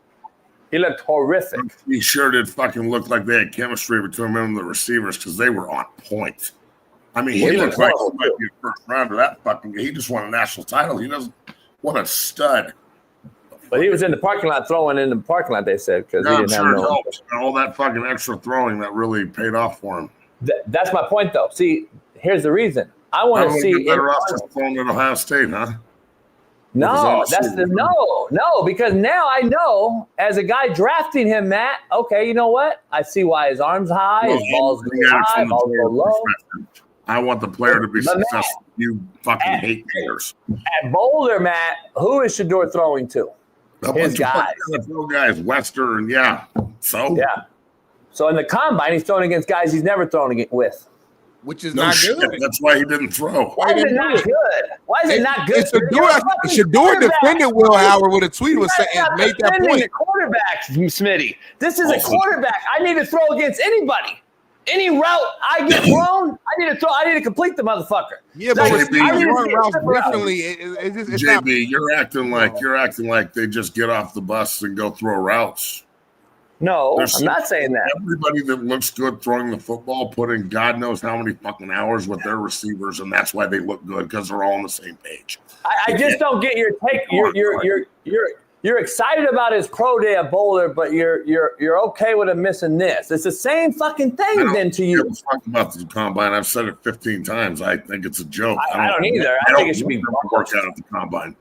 So everybody that didn't work out at the combine is a bitch then. All the fucking top players. No, that's not the way it works. Come on, this isn't the first time this has happened. You're focusing on Shedeur because you know. I'm not even saying they're big. I'm not saying they're big. Oh, well, he didn't fucking work out. Well, neither did the D-end, neither did Scatterboo, neither did fucking Gentry, neither did fucking Cam Ward. None of them worked out. If I was a top 10 fucking pick, I'd tell everyone to go suck my dick too and not work out. What are we talking about here? It don't make sense, honestly, from a business standpoint. It just don't make sense. Trying to fucking stay healthy. I'm not trying to go get hurt at the combine or impress motherfuckers online. So here we go. So from a business standpoint, specifically was spewed out of Smitty's mouth just now. Then how is the combine more important than the play? No, it's not at all. I'm not saying that, but this is a quarterback perspective is all I'm giving. I didn't give a fuck. I didn't say nothing about Ashton Gentry. We already know he didn't throw. We didn't talk about all these other guys. Smitty said as a business perspective, it doesn't make sense. Then it doesn't make sense for me to sign him in a top fucking 10 as a business perspective, right? Don't do it too. Okay, I'm just making sure because you get away with saying that shit and then you don't get no context, homie. The context is it's a business, like you just said. Yeah, but they are going to do it though. So it's like, see you throw. I want to see you throw. Watch my tape. Or I already saw your tape. I already saw your tape. He's throwing a ton on the tape. I already saw your tape. I already saw you. You gave up 100. You got sacked 152 times. You didn't make your O-line better at all. You held the fucking ball. I want to see you in person do the same thing. Right, I want to see you hit a fifth step drop. I want to see you throw a dig route on time. That's all. I want to see you do that. You actually need to watch the tape then, dog, because the offensive line was terrible. He overcame it regardless. It was equally as bad this year. He overcame that regardless. When he gets hit, he's better. He throws every route. He's got 74% completion percentage. He's a fucking dog. He turned around a fucking program that was dog shit. You can sit here and fucking say all your bullshit with it however you want. It's just, I'm sorry, but there's numbers and stats and film that back up what I think. You sound like a fucking hater. It's over and over and over again. At some point, what is it going to take from Shedeur Sanders to prove to you that he can play the position? What does he have to do? Say he goes to the Raiders or the Jets. If he turns around one of those franchises, are you going to fucking just come up with another reason to hate on his ass, or are you finally going to give him his flowers? No, I'm not. Why would I hate on him? I'm not hating on him now. I'm just telling you the truth. I guess the truth hurts some motherfuckers. I don't know. So let me ask something. Just be straight through, dog. It's not a fact. Hold on. But if I'm a hater, what are you? If I'm a hater, what the fuck are you if I'm a hater? I'm a homer, dog, and everyone knows it. Thank you. And so I'm a it's not okay. If I was a Bengal fan and I said Joe Burrow's a bad motherfucker, that's not me being a homer. That's a fact. So how's this not? We haven't seen it. Sitting here saying he's not a good quarterback in college is fucking ridiculous. What is he going to do in the NFL? It depends on where he gets drafted and how it works. We'll see. His last game that I saw on film, he was not good. No one was good. The team was terrible. They played. But I'm just saying. So why wouldn't you want to see the dude again? He didn't do anything in the fucking game and didn't even finish it, and they lost on the goal line at the end of the game. Which one's more, the guy that played the whole fucking game or the guy that played half the fucking game and quit on his team? You don't say shit about Cam Ward here because you know that Shedeur drives it. No one gives a fuck about Cam Ward. Let's be real. Matt, I got into it with his fucking head. You don't talk about Cam at all, dog. It's all Shedeur. Matt, I'm the only one in the media that actually got into it with his whole fucking family, and his dad was supposed to come on the show. Nah, that's also true. We have our facts straight, homie. That's clear. Okay, that's clear to everyone. Why isn't Shedeur and Cam on the same fucking plane here? Because they're both doing the same exact thing. I'm the one that called him out. I'm the one that called him out when he didn't play the fucking bowl game. But I took the heat on that, homie. What are you talking about? At least if I'm a common denominator asshole, and I'm a common denominator motherfucker. So let's call it real. Let's be real. It doesn't matter who it is. I've said from the jump. I've said from the jump. This quarterback draft is bad. That I didn't say Shedeur Sanders specifically, Cam Ward specifically. The draft for the quarterback is bad. Then I specifically said these two guys don't want to throw in a combine, which I took it as, damn, you're just walking around at the combine but not throwing makes zero sense. Why are you there then? Go fucking home. And God knows how many other quarterbacks. Hello. But we didn't care at that point. We didn't say nothing. It was cool. It was Andrew Luck. He's shown enough. It was cool. No, it wasn't on social media. Be careful. Be clear. Come on. Well, it still happened. What the fuck? Social media doesn't make things worse. Right. It doesn't make, it may make things worse on a grand scheme of things because social media is a cesspool. I'm saying Andrew Luck not throwing at the combine 15 years ago and Shedeur not throwing at the combine now just because it's on social media is still the same fucking thing.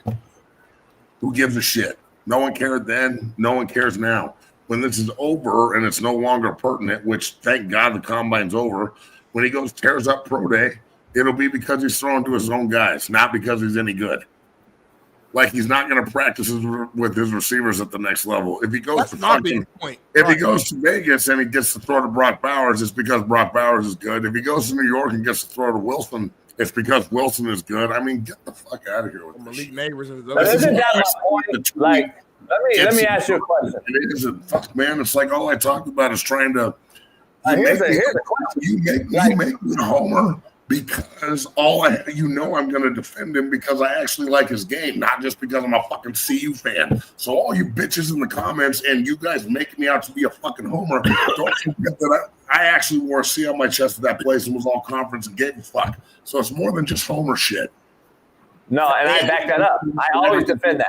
About Colorado. So of course I'm always defending that. I always defend you in that regard because you have way more invested. So that's not the average normal person don't understand that. So I don't really give a fuck about them. All I'm talking about is the guys that don't throw. This is to my point real quick. And I know you got to get out of here. We got to move on. But I got to ask you, like, Andrew Luck don't throw.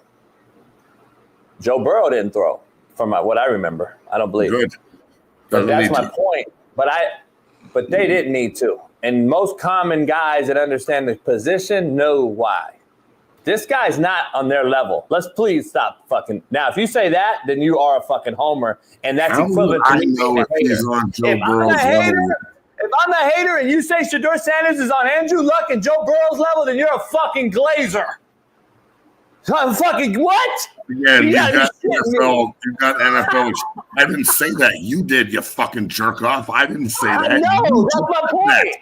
Don't throw this on me like I came up with that bullshit. I didn't say that at all.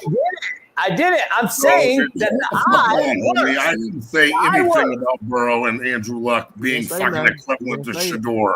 Don't be throwing that shit on me. You made that shit. But you guys specifically said you brought up Andrew Luck not throwing. Smitty's over there like, hello. That actually happened. Joe Burrow didn't throw either, right? How I said, homie? Hello. Right. Like you're just riding Matt's dick. Hello. I ain't riding no dick, homie. We just agree on something, homie. And my point is that this ain't no brand new shit that Shedeur is like the breaking news. The first quarterback ever to sit out of an NFL combine and not throw. I'm not saying that forever. So that's all I'm saying. We're making a big deal out of nothing. And then your ass, you act like you made a comment earlier. If you don't want to throw, we're not gonna draft you in the first round, the first 10 picks. If that's your case, you should be an evaluator then. If you let your emotions come Smitty, I didn't see you throw at the combine. Well, you're not top 10. Smitty, what is your tagline? What is your tagline? As a player, then what is your comment? What are you known for, Smitty?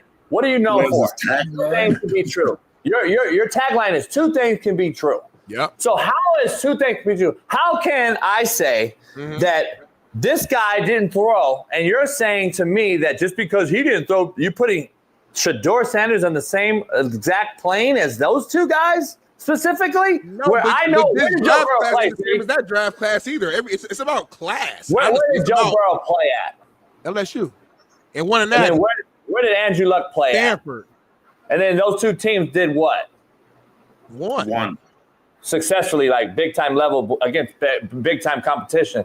So when we already knew projected though, they were going to go. We knew where Burrow and Andrew Luck was, right? We already knew. Plus, by the way, they played 3 years consecutively in those big time conferences, by the way, had a big time resume. And we knew, okay, our eyes worked as quarterback evaluators, like, all right, well, fuck, Andrew Luck and Joe Burrow, okay. Shedeur Sanders has something to prove, obviously, not just to me.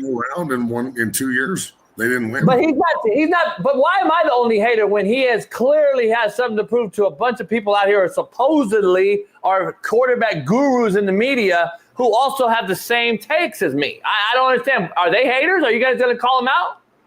Well, I don't care about that. Well, now you backpedaling, homie. Who are you talking about? Yeah, who are you talking about? You just blindly throwing shit out. I don't know. Who's everyone? You're like TV all day and shit. What are you talking about? What story are we talking about right now? Shedeur Sanders. Well, who broke that story?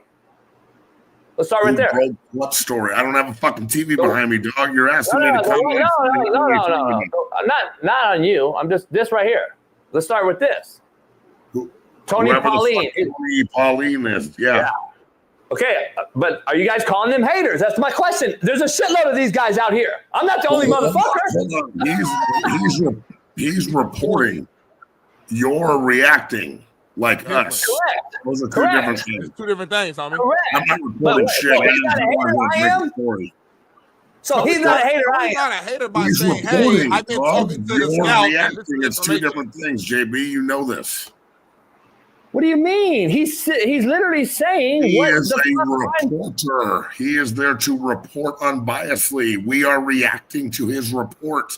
That makes us reacting and pundits. He's not a pundit. He's a reporter. So I've been saying this. But Smitty, I say this every show. What the fuck's the difference? We're reacting. No one. He's not on a show putting up your information and reacting to it. We're putting up. I've been saying this, Smitty, for a year and a half. What do you mean? It doesn't. You're not breaking a story though from the combine. He is. How do you not understand this? No, I understand that, but I'm saying I've been saying this for 2 years. Again, you're not a reporter. No offense, but no one gives a fuck what we say. We're reacting. I get all that, but if I'm the first one to say and stand on my belief and say, "Hey, man, this fucking draft class is a year ago is not good." Dog, go get a job 3 times, and you can go break. Breaking news: Shedeur Sanders sucked in his interview, or whatever the fuck, and then people were I know, Bailey. I know, Smitty. I know you're not about to agree to this for a guy that knows that anybody can get a fucking credential and go into a combine and fucking report this bullshit. Yeah, stop, if you got a credential and went to the combine and stood in front of the stage and took a picture of Shedeur and wrote exactly what the fuck you just said and how teams are reacting this way or that way, and tag yourself and put it on your fucking post, and then the publication you work for reposted it or whatever the fuck, then you would be reporting the news. Right now, he's reporting the news as a reporter. You could be reporter JB if you just did reporter shit, but you're not reporting anything. You're reacting to it. That's what we're all doing. It's okay. We're pundits. Listen, Matt, I'm gonna be honest. No offense, but you sound crazy right now. Oh my you've literally. God. Oh my! Hold on, let's be honest. Let's be real here. You've literally been on this show and told Smitty and I in our face that I'm the one that said Travis Hunter's the Heisman. I'm the one that said Colorado's going to win the game. What the fuck is that? Aren't you saying you called it? Dude, if I told you the sky was blue, you'd tell me I was crazy. No, but you called it. So when the shit goes right, just the difference between a reporter and a response. Yeah, but you said. But you said that, though. You said I broke it. I broke the news. I said it. Like, wait, what?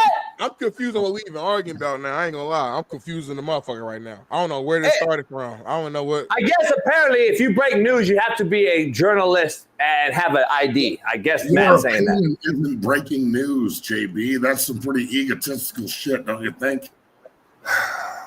My opinion is news. But when it's right. When it's right, you say it, but when it's not, it's wrong. I guess. I think what Matt is saying.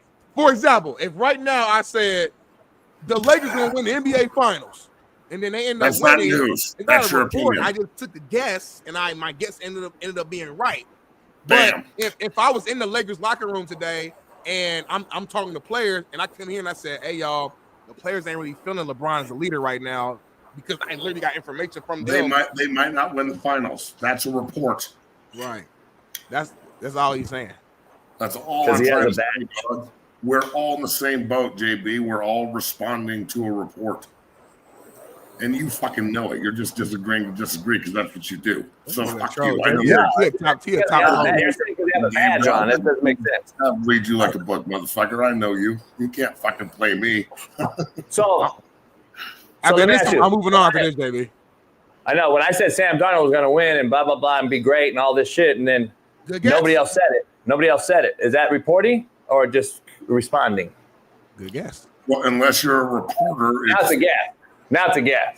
You motherfuckers are crazy as fuck. I didn't say guess. Smitty did. But it's unbelievable. The hypocrisy in this motherfucker is unbelievable. But anyway, let's move on. Smitty. You are opinionist, homie. A reporter's like I'm in the shit. I got actual intel from the motherfuckers there, and I'm just passing information. That's a reporter. An opinionist is what the fuck we do every single day. We just give an opinion. I think motherfucking Aaron Rodgers gonna win MVP next year. If he wins it, that's a report, homie. I just guess. How many things have we broke on this show that other people used? Barstool tagged us, finally gave us the source. Yeah, Matt's actually broke it. Matt's actually broke news, and finally somebody sourced him. We have broke some news for sure in certain situations. Wait, what the fuck are we, homie? Hold on. What are we? But we don't. Maybe there's been a few instances where you've had action. Don't lie, homie. Don't lie. You didn't prove nothing just now. There's been situations where you've had actual intel about. I literally did. Those are reports. In no situations, those are reports. But something that's already out there that's known is not a report. He's reporting it from the combine for the first time. Then it becomes public information and we all react to it. You reported something for the first time and then it became public information. So yes, at that point you were reporter JB. If you want to be reporter JB all the time, you got to go beat the concrete dog so you can get some stories so we can react to you being a reporter. Yeah, that's all we're not JB. We just tell you. Imagine if he was a reporter. Be like, let me ask you a question. I'm asking the questions around this bitch. Why don't you win every game, LeBron? Talk, motherfucker. What? You'd be crazy in that room. But we're gonna move on amicably, though. I think we should both be a reporter. I think we should both be a reporter, actually. But that's me. I used to do it back in the day. I used to go cover all LA sports, go to game, ask questions. Nobody wants to hear your report, though. Everything would be fucking nice, fluffy. I wasn't nice. I asked Kirk Cousins to his face. I said, Kirk Cousins. I agree with you. I said, Kirk, you are defeated on Monday Night Football. What are you going to do to change that? Just call him I asked hard-nosed questions on me. Hey, say LeBron James, what do you think about it? People say your son is not very good. Well, I think he's deserved the first-round draft pick. I agree with you. I think he's a first-round grade. I agree with you. I think your son is unbelievable. My homeboy Shaun King thinks the same way. Nobody wants to hear that. Jason, you know how you did 2 days of research for your intro? Do 2 days of research when it comes to me, Jason, because I got actual facts of me reporting and got videos showing that I'm not scared to ask some of the hard-nosed questions, Jason. But anyway, moving on. I want to see these clips. 49ers. Now that you said that, I want to see it. The 49ers traded wide receiver Deebo Samuel to the Commanders for a What do I know? Did I not break this news? Did I not break news? You guessed.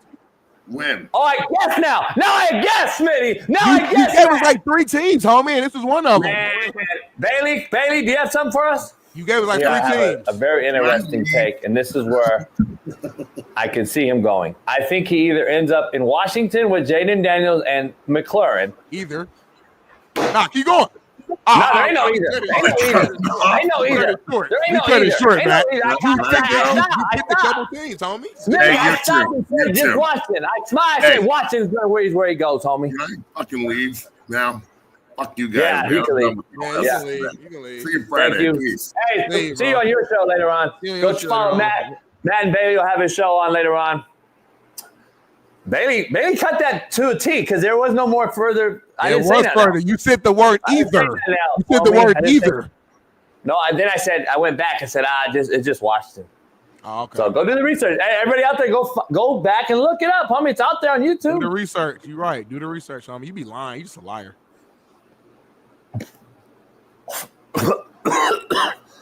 Fuck, I'm almost swallowed that. I bet so she said.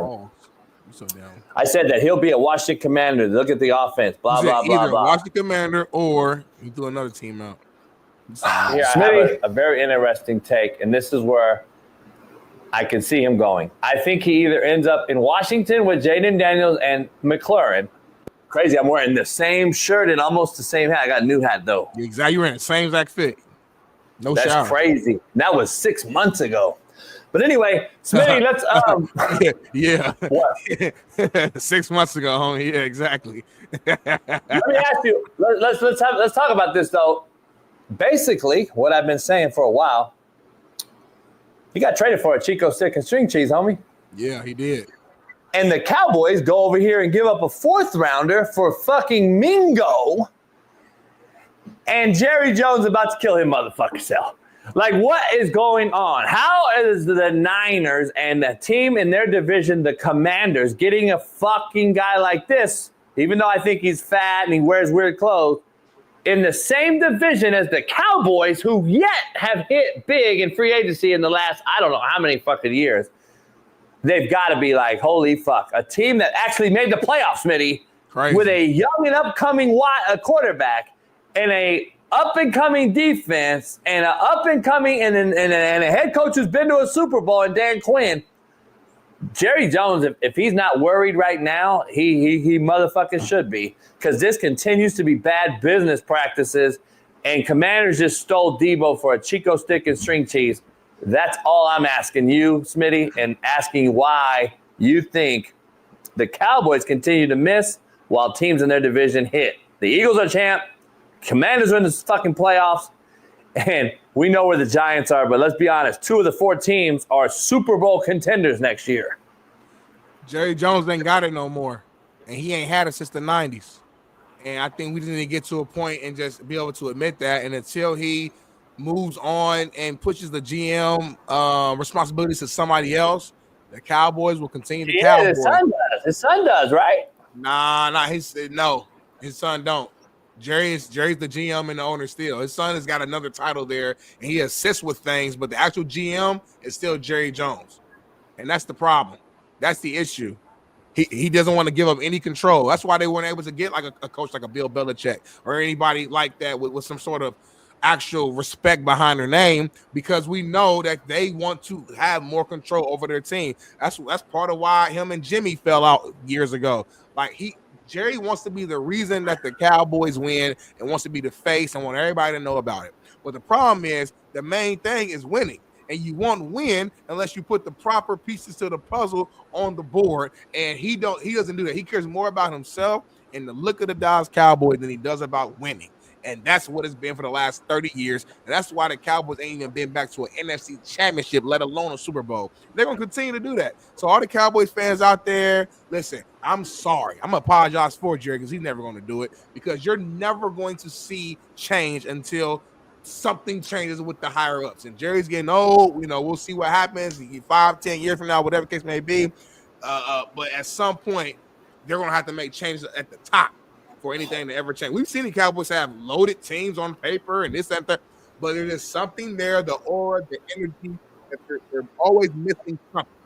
That's why the Cowboys were always Cowboy, man. It's a damn shame. And yeah, they might miss the playoffs again this year, even with Dak healthy, because you got Washington and Philly damn sure gonna make it. That's two teams out of your division that I got ranked 1 and 2. And 3 teams, it's hard for 3 teams to make it to the playoffs out of a division. They could get the wild card. But I'm predicting right now, I don't know if Cowboys make the playoffs next year. I don't know. I got some news before we take commercial break real quick. Breaking news for everybody out there. And today is the day that it starts. So at 12 noon, 2 p.m. Central, 3 p.m. Eastern, I will be the co-host of a new show, a national show on Rumble with Shaun Salisbury. So I just want to break that news to everybody. Called Unpaved. And it's on Rumble. It'll also have video clips being put on YouTube and etc. But we will be unfiltered on Unpaved on Rumble. Shaun Salisbury and I. Basically, I'm going to be Smitty's role on this show as I'm going to be his co-host. And basically just kind of a banter back and forth. It's a 1-hour show, 12 p.m. Pacific, 3 p.m. Eastern on Rumble.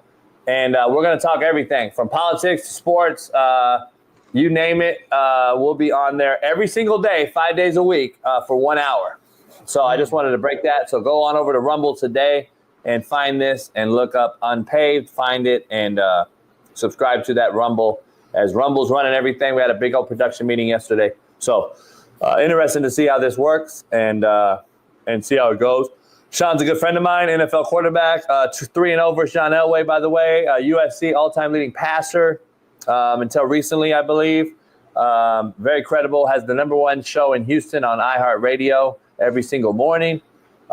So because YouTube's not free freedom of speech, so that's why it's an unfiltered situation over there on Rumble. It's a different platform, whole different following. So congratulations, guys! Breaking news to me. I ain't know that. You ain't telling me nothing about this on the weekend. This is huge.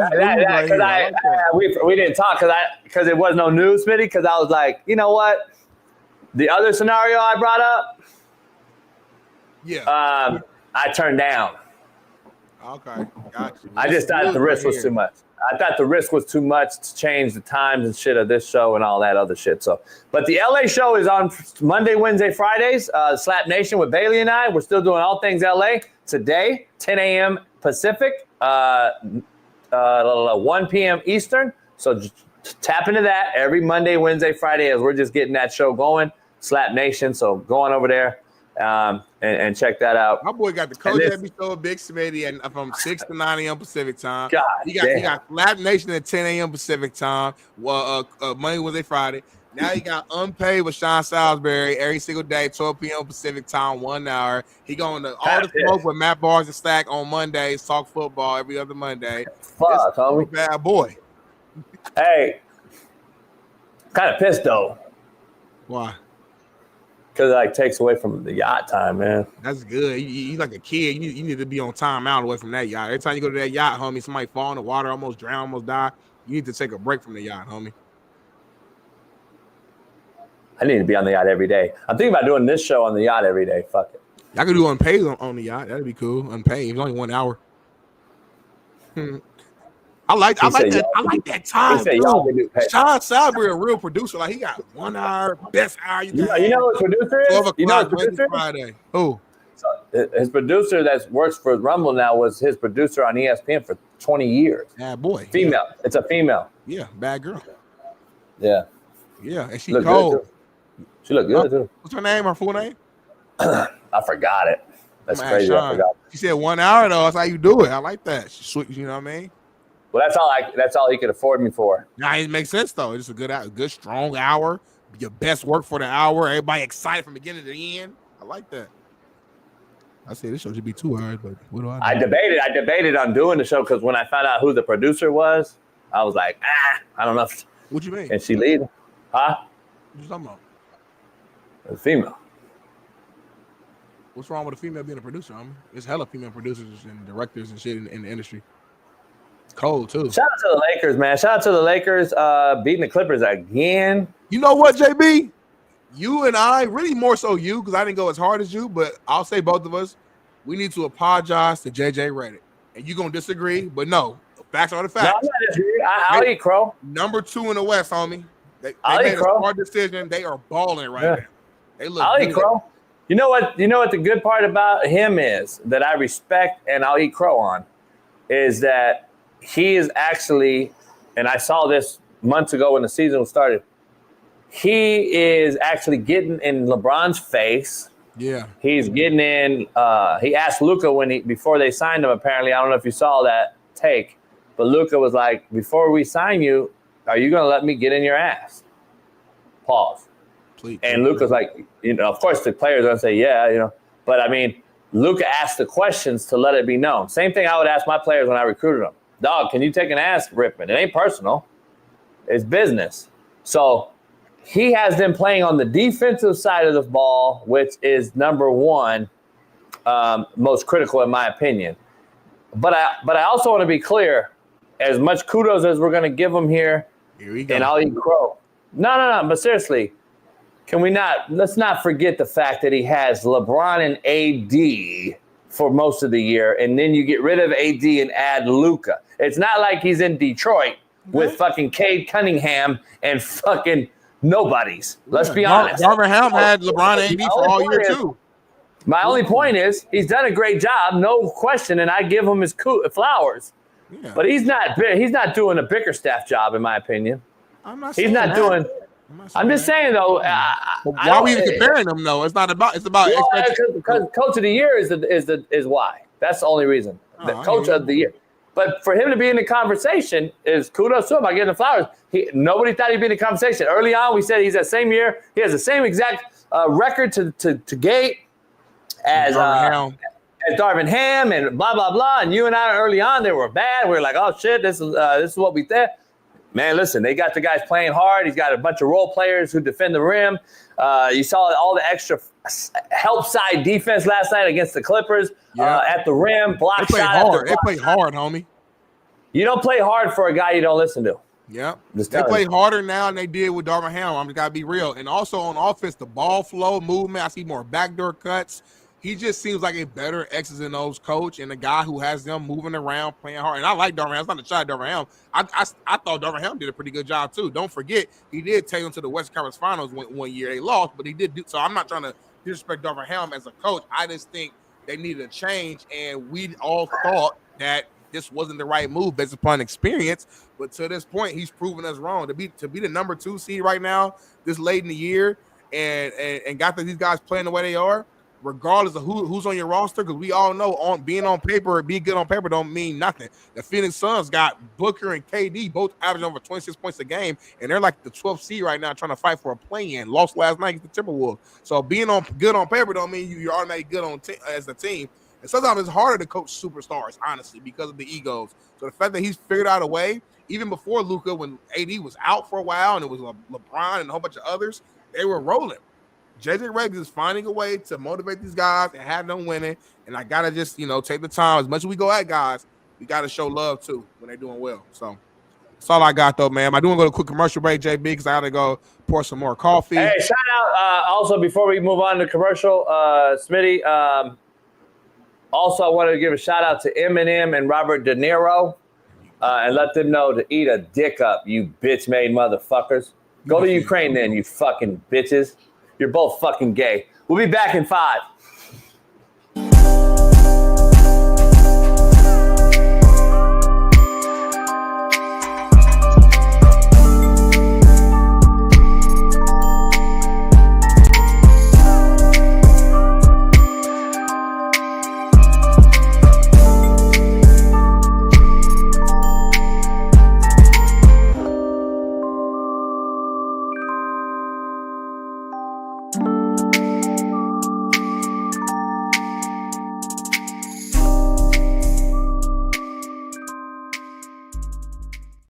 Savannah Bananas baseball team that does all the dancing, The Savannah Bananas baseball team that does all the dancing.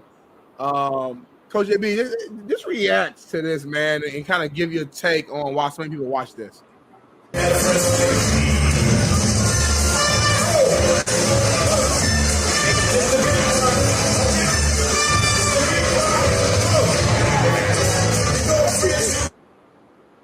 They're one of the more popular, sports teams. They're almost like the Harlem Globetrotters for baseball is how I would compare it. And very popular.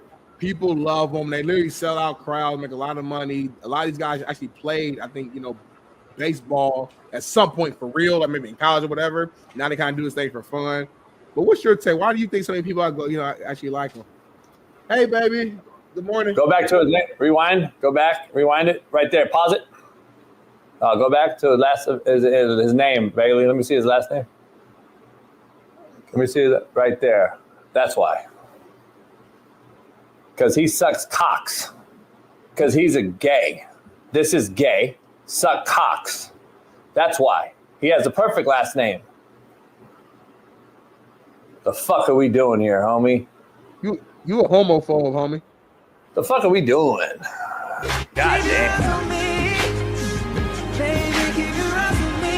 Oh, hell no. You fucking shitting me. You would not go see this fucking in real life. Stop the cat. Tell me right now, truth or lie. Would you go see this? I don't watch baseball like that. You wouldn't go see. Just keep it good at this media shit. Like, you all talk that shit and he always wants to fluff me. Fluff me. He's good at this, homie. He knows how to be so mainstream corporate. I can't wait to get him out of there. I gotta be honest. I can't wait to get him out and do it. I still ain't gonna be you. That's what makes our show great, though, in my opinion.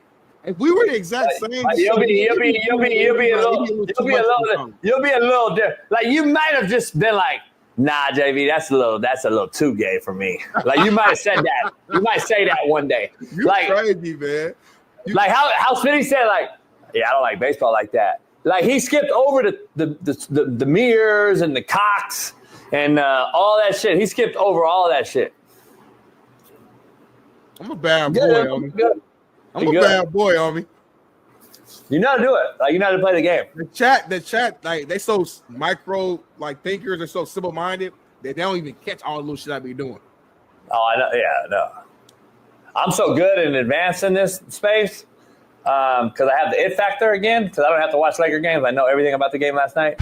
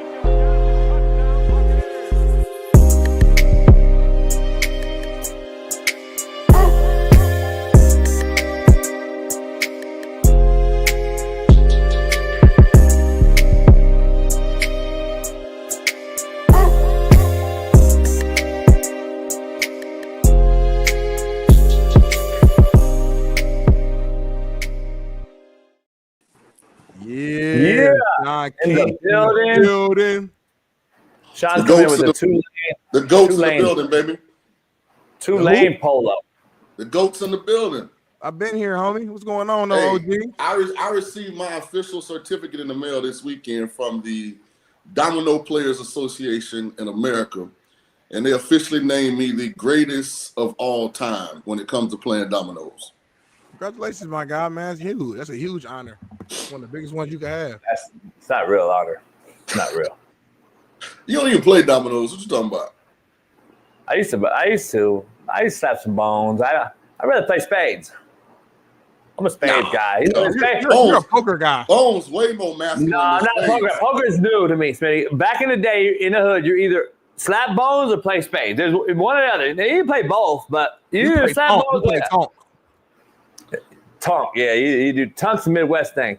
See, spades is an indoor game. See, bones you can play indoor, outdoors. See, the problem you play outside. You go to a cigar bar, play spades. At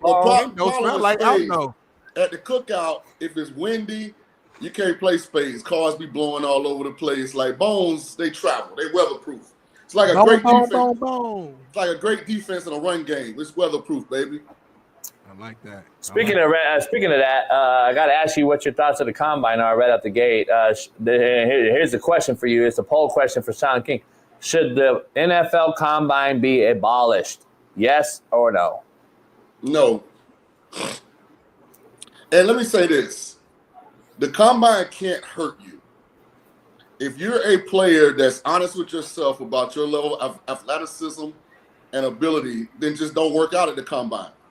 The combine can help you, though, because there's some real freaks out there, and they generally are the ones that show up and run, jump, and change direction at the combine. Like, that's generally – I was shocked that Travis Hunter didn't work out. And here's – everybody's talking about Shedeur. I was shocked that Travis didn't, because I fully believe Travis is going to run sub 4.4, vert 40, and have like a top 5 all-time short shuttle. Because he's that kind of athlete. And the reason that I wanted him to work out, he's not the unquestioned #1 pick. I think people are missing the boat with why I feel like Shedeur should have worked out. It doesn't bother me that he didn't, because guys don't work out at the combine all the time. My thing is, I don't think he's the unquestioned #2 quarterback, and I don't think he's an unquestioned top 10 pick. And here's why. Me either, but what do I know? People are forgetting how elite some other positions are and how top-heavy a few others are. So if you need a cornerback per se, there's only like 2 guys really with first-round grades. If you need an edge rusher, I got 8 guys with first-round grades. You know, so like if you need a receiver, I'm saying it right now, the 2 kids from Texas are the real deal. Okay, he said it right now.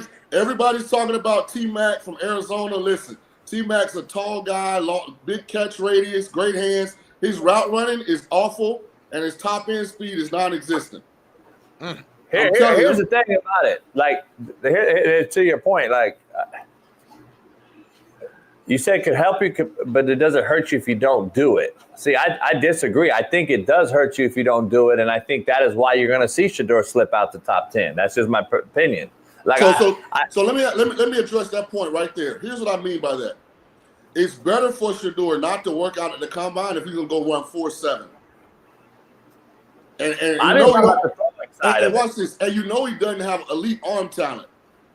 So the throw right next to Jalen Milroe's got better arm talent than Shedeur. He's not a better quarterback. He's not more consistent in his ball location. But for those out there, when I talk about arm talent, I'm talking about to the trained eye, the ball jumps off certain guys' hands. Right.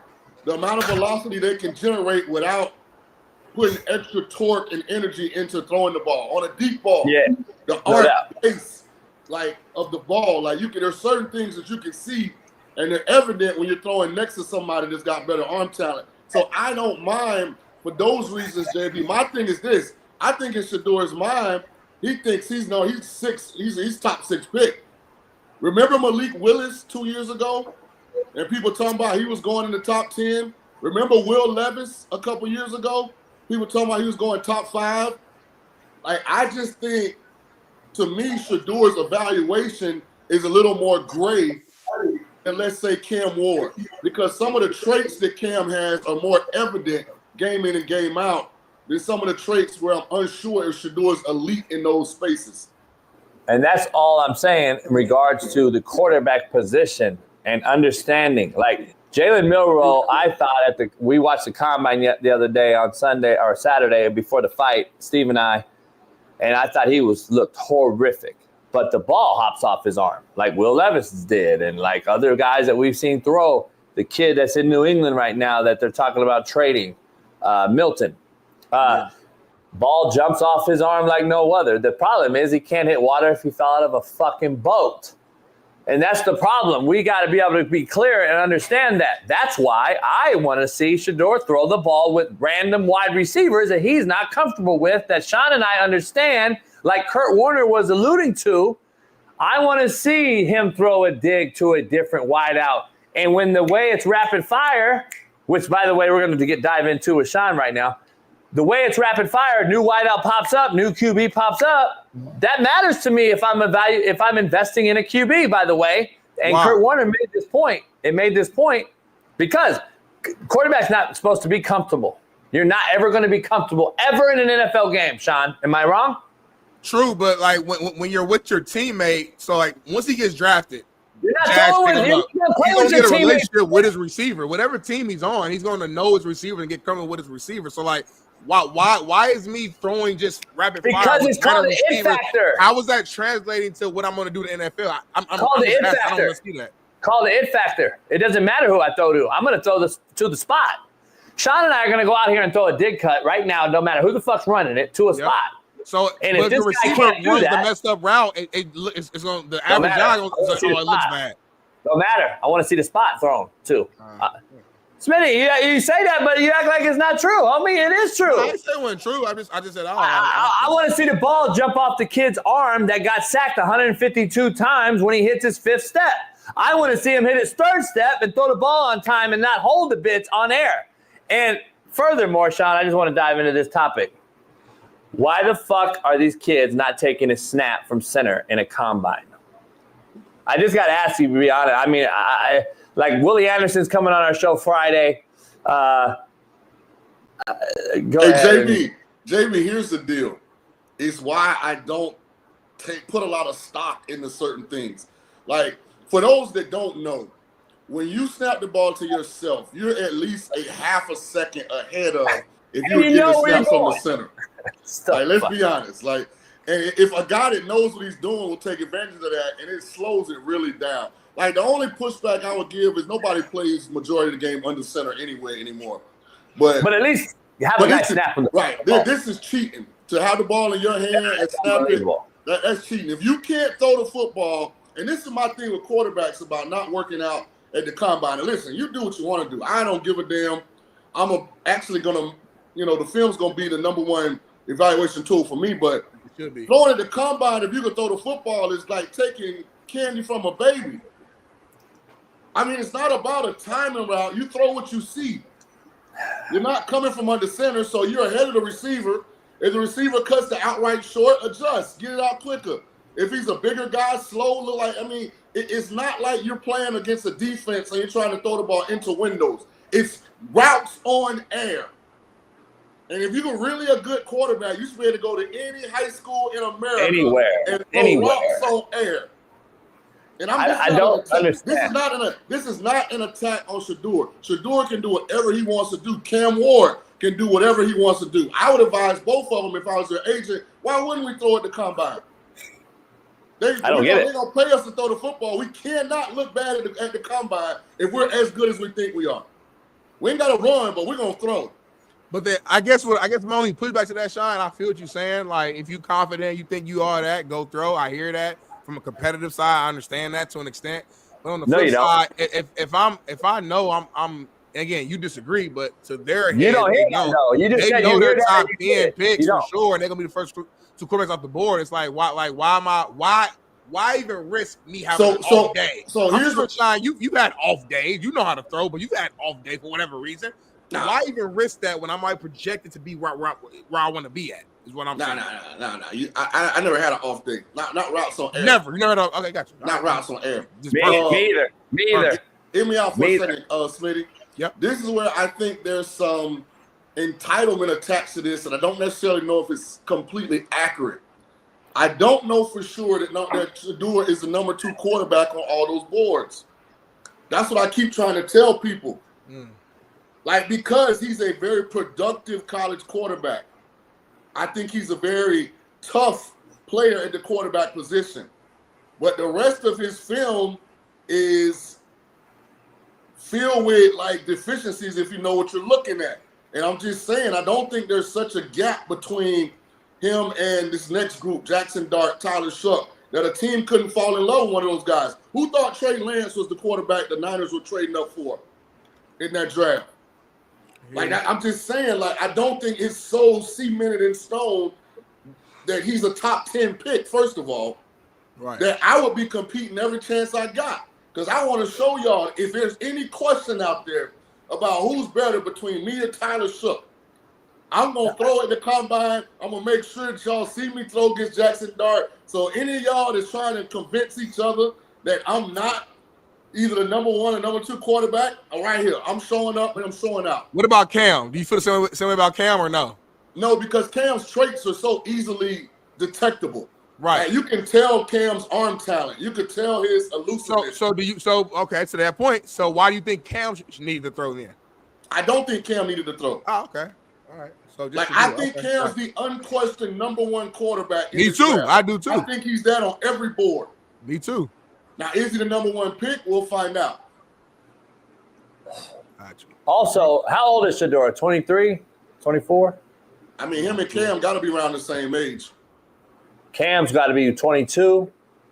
They both went to multiple schools. Like, they got to be around. They both got to be around 23-ish. Shedeur 23. Just turned 23 in February. I think Cam's younger, though. I think Cam's still young. Cam is 22. Really? Yeah, I thought so. But he turns 23 in May. They're both the same age. Shedeur just turned 23 in February, so they're a few months apart. Yeah, a few months apart. Yeah. Here's the thing. I want to see those guys, to Shaun's point, throw the ball because that's what they are paid to do. That's really simple as that. I don't know why that's such a hard thing to grasp. It's on air. You should dominate it on air. You're the 2 cats that are walking around the combine and acting as if you're Tom Brady. That's the part that I don't like. That's it. I don't care about the kids themselves. I don't know either one of the kids.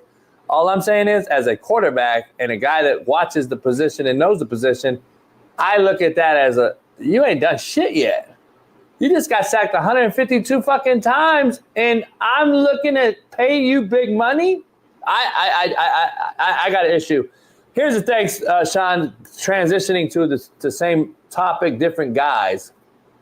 Did Will Howard lose money at the combine? What happened with him? Look bad. So, if you watch the tape, Milrow did, but at least he threw. Milrow looked bad. The evaluation does not surprise me. I doubt there are very many teams that had him as a day 1 or 2 draft selection. So he's going to go where he's going to go anyway. Somebody will give him credit for leading Ohio State to the 90, and they'll bring him in the 6th, 7th round. And if he picks the offense up quick, he might be like the practice squad guy for a year and then move on, figure it out from there. But I don't think the expectation for him was that high. Jalen Milrow looked bad as well. Ball did hop off his arm. When you say look bad, you mean throwing the ball? Because he looked great in that uniform. Boy, he looked like Black Jesus. Yeah. That's what I'm saying. He should have went over right over.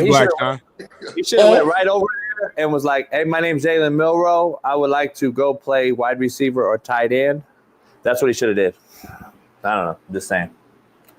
We gotta be real. We gotta be real, Smith. Shaun, I'm gonna be honest. I want to see a quarterback take 3 snaps in a row, and I want to see how tired you are after your 3rd drop, and I want to see how accurate those balls are after you throw 3 consecutive balls. I would do 5 actually. That's what I used to do at practice with the kids. wear their asses out like they are going to be in a game. I don't understand. No center, one snap, throw one ball, and another guy comes in, and I'm sitting there evaluating that guy off of one fucking pass. Like, can we get 5 in a row with a center? Like, if I recall, Smitty, back in the day in the combine, there used to be an actual center, Shaun, snapping the ball. Remember the coach would be out there telling them, all right, we're going to do play action, come off this, waggle here. We're going to throw the deep out cut on the crosser. Why has it changed so much? And yet we wonder why the quarterback position is faltering year by year by year. Because we allow it to get worse. I'm just saying. That's probably why Shedeur didn't want to compete. He agreed with you. I'm the hater, though. I'm the hater, Smitty. That's why Shedeur didn't want to go out there and throw because it's a joke. And I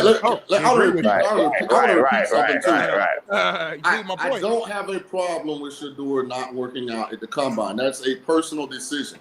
I'm just giving the reasons why I thought he should have. Whatever he decides to do, that's his decision. They got a plan. We'll see if it works. I don't think he's the unquestioned number 2 quarterback on all those boards. That's why I would be showing up throwing. I hear you. Yeah, I'm with you. Yeah, I got him going top 10. We'll see. He might. Yeah, I bet the house on it. Hey, Smitty, if his last name wasn't Sanders, would you have him top 10? Yeah.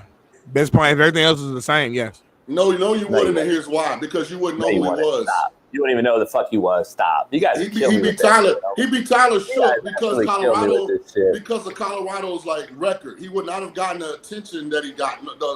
The spotlight wouldn't have been on him. He's a nobody without his name, homie. If it was a 50, we all be drunk. I'm looking at his resume. I'm looking at the road traveled. I'm looking at the numbers. I'm looking at where Colorado was before he got there, where Colorado was at when he left there. I'm looking at all that. So I think he's the best second back. I think he's the best quarterback. I'm gonna stand on that, and we'll see. We'll find out if I'm right or not. But he's the best quarterback. Contextually, I want people to understand what I'm saying. Tyler Shook from Louisville is a really good quarterback. Right. Nobody mentioned Tyler Shook during the year.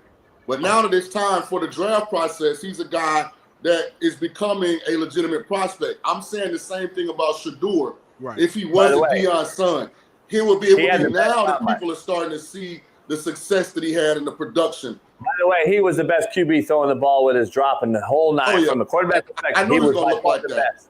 He was the best at the combine, to Smitty's point, in shorts, blah, whatever. In a game, I said no pass, nobody chasing after you. Yeah.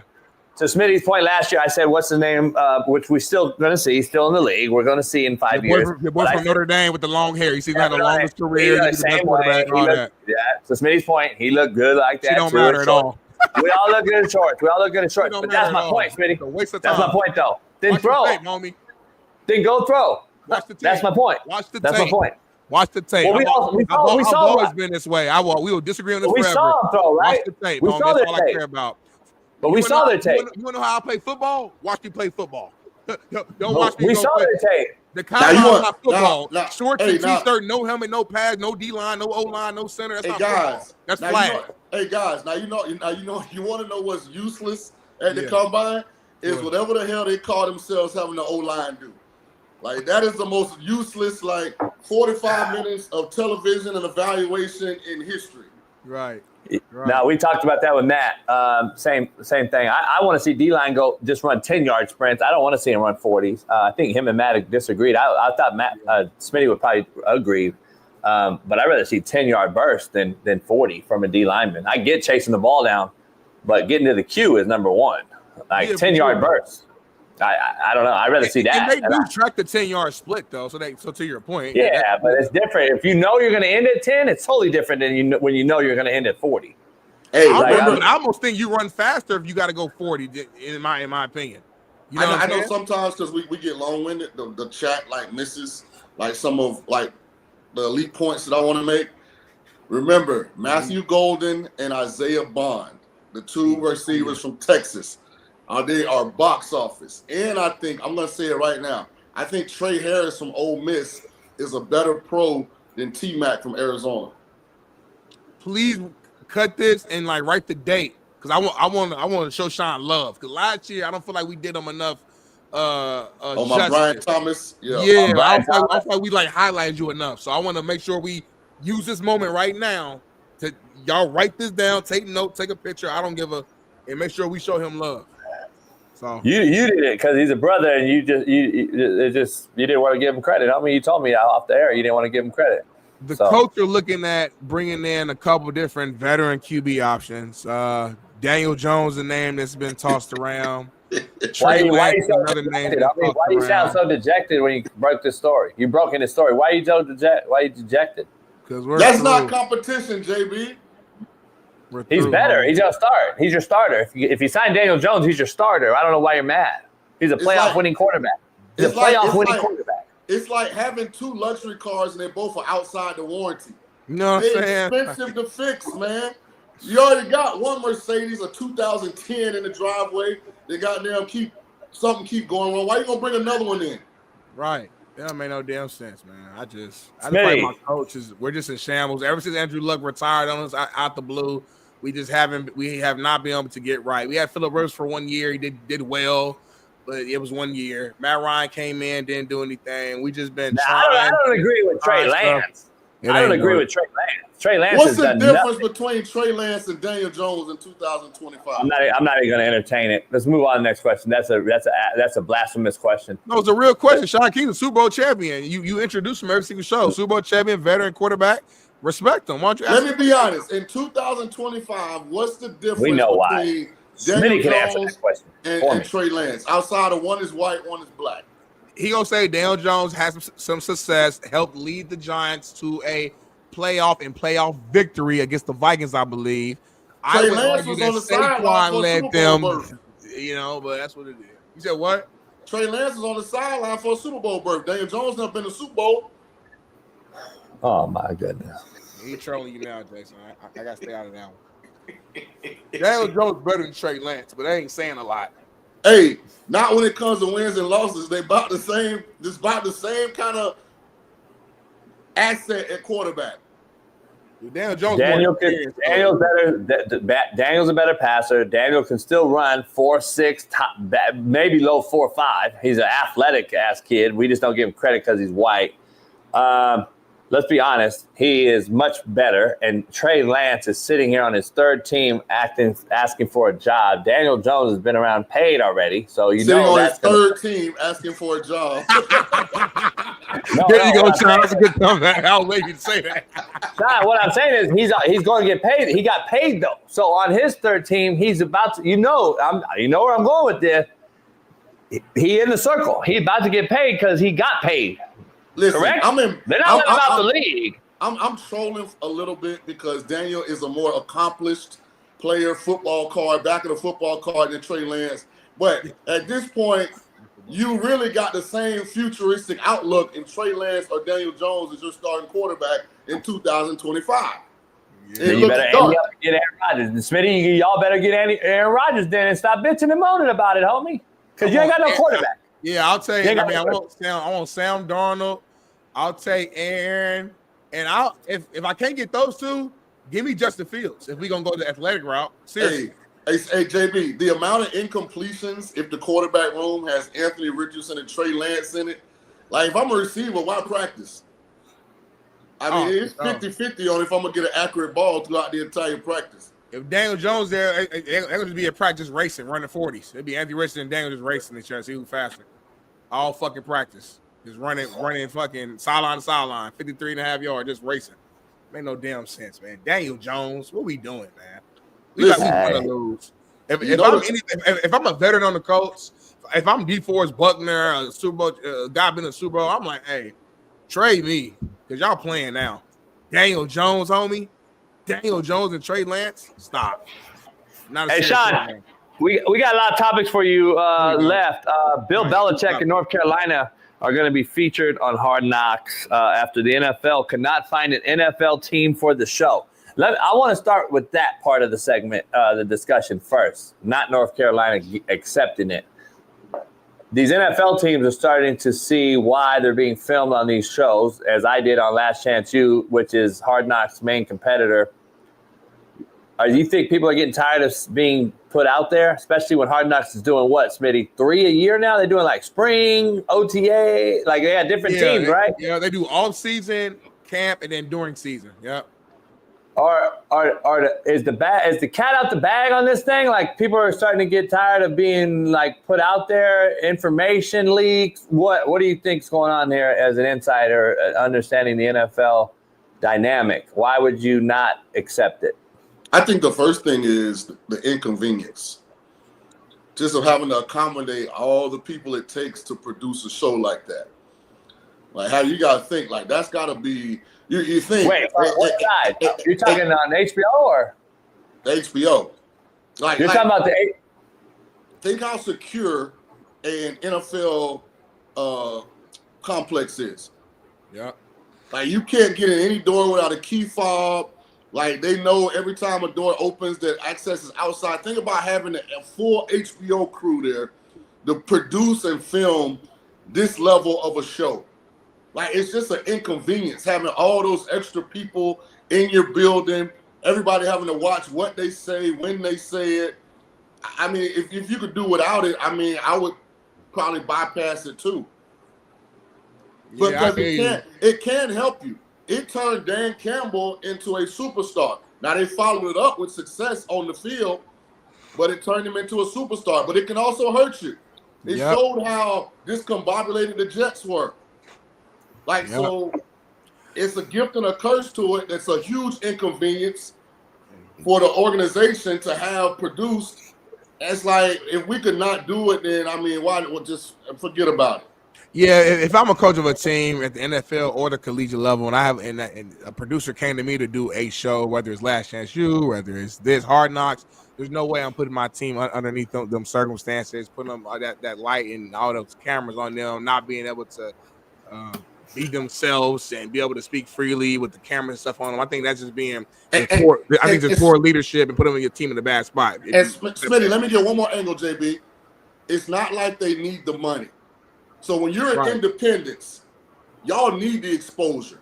You're hoping that showing what we do can generate money, can generate dollars. You know what I'm saying? All it takes is one really rich guy to get interested and kind of believe in JB's attempt to rehabilitate some of these kids, give them an opportunity that they didn't have.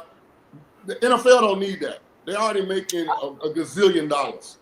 I'm very shocked that Roger Goodell's not mandating it. Because that shocks me too. Because that's what they've been doing the last couple of years. They've been making teams do it. Yeah, he's a fucking attention whore. I'm surprised he doesn't mandate a team to take this on. I'm surprised that I'm shocked that the Raiders and Pete Carroll's not doing it. But let's fast forward into who is doing it. And this literally goes against everything Shaun just said. Everything that Shaun just said, the inconvenience, the drama, what Smitty just said, I would not accept it. Is the most vanilla fucking guy who don't want to be on camera ever, and Bill Belichick accepting it. Please, what the fuck's going on? Why is he taking it then, Smitty, to your point? I think that Bill Belichick is changing. He's like, this is like a new version of Bill Belichick. He got the 23-year-old woman. She's putting it on him right now. He's feeling young again. He's in a young environment, in a college environment. He's trying to be able to connect to these kids. And he understands at the collegiate level, you have to be a top-tier recruiter in this space in order to succeed. So he's thinking of ways, how can I bring the limelight to North Carolina, show us as like the popular university, use us as a way to bring in more NIL dollars and more money and attention to the team, to the university. This is a business play that Bill Belichick is doing, and I actually think from his perspective, it's smart, and I like it. And real quick, too, for Shaun jumps in, y'all know I was trolling JB a little bit on my last take. I don't know if y'all caught that or not. You know what I'm saying? I was messing with JB about the whole, if I was a coach, I wouldn't, bring him in. Let me throw that out because we got a lot of idiots in the chat. But go ahead. You didn't have to. Didn't know. No, I know you cool. The chat didn't know. Well, yeah, a lot of the chat aren't very smart. Listen, real quick. I agree with everything about NIL and attention and all that shit for the kids to see it. But bottom line is, if the kid on the phone call doesn't like the offer from Bill Belichick, he still ain't going there because HBO's there. He's going to go to fucking Tulane or Alabama or whoever's giving him the biggest bag. It's clear as day that's what's going to happen. So I get that side of it. I'm just shocked And I'm going to spin this a whole nother way. There's no way that Belichick's not taking this, Shaun, for the simple fact that it's giving you a shit sandwich, NFL, as to why you have kept me out of this league chasing 15 victories to be the all-time leading winningest coach. I think it's a shit sandwich. That's why he's taking it, because he would never have taken it, in my opinion, at the NFL level for the New England Patriots. I just don't see him taking that on. But now all of a sudden him and Lombardi's going to take it on? Like something is bigger in the play. Either he's showing the NFL that I'm still going to do this with young kids, I can still manage a room, or there's another play. He's smart as fuck. Something's happening here. I'm just telling you, it ain't just, there's no way that guy who's up there on the podium with a cutoff sweater is, I said what I said. Like, that's it. He ain't saying nothing else. He not going to, like, is this a different personality because he's on McAfee now? Manning cast? All the shit he's doing now is all trending towards this.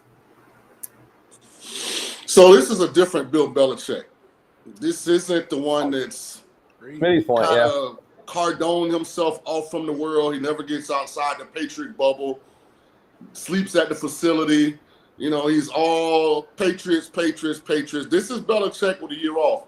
Watching Nick Saban sit next to Pat McAfee on College Game Day.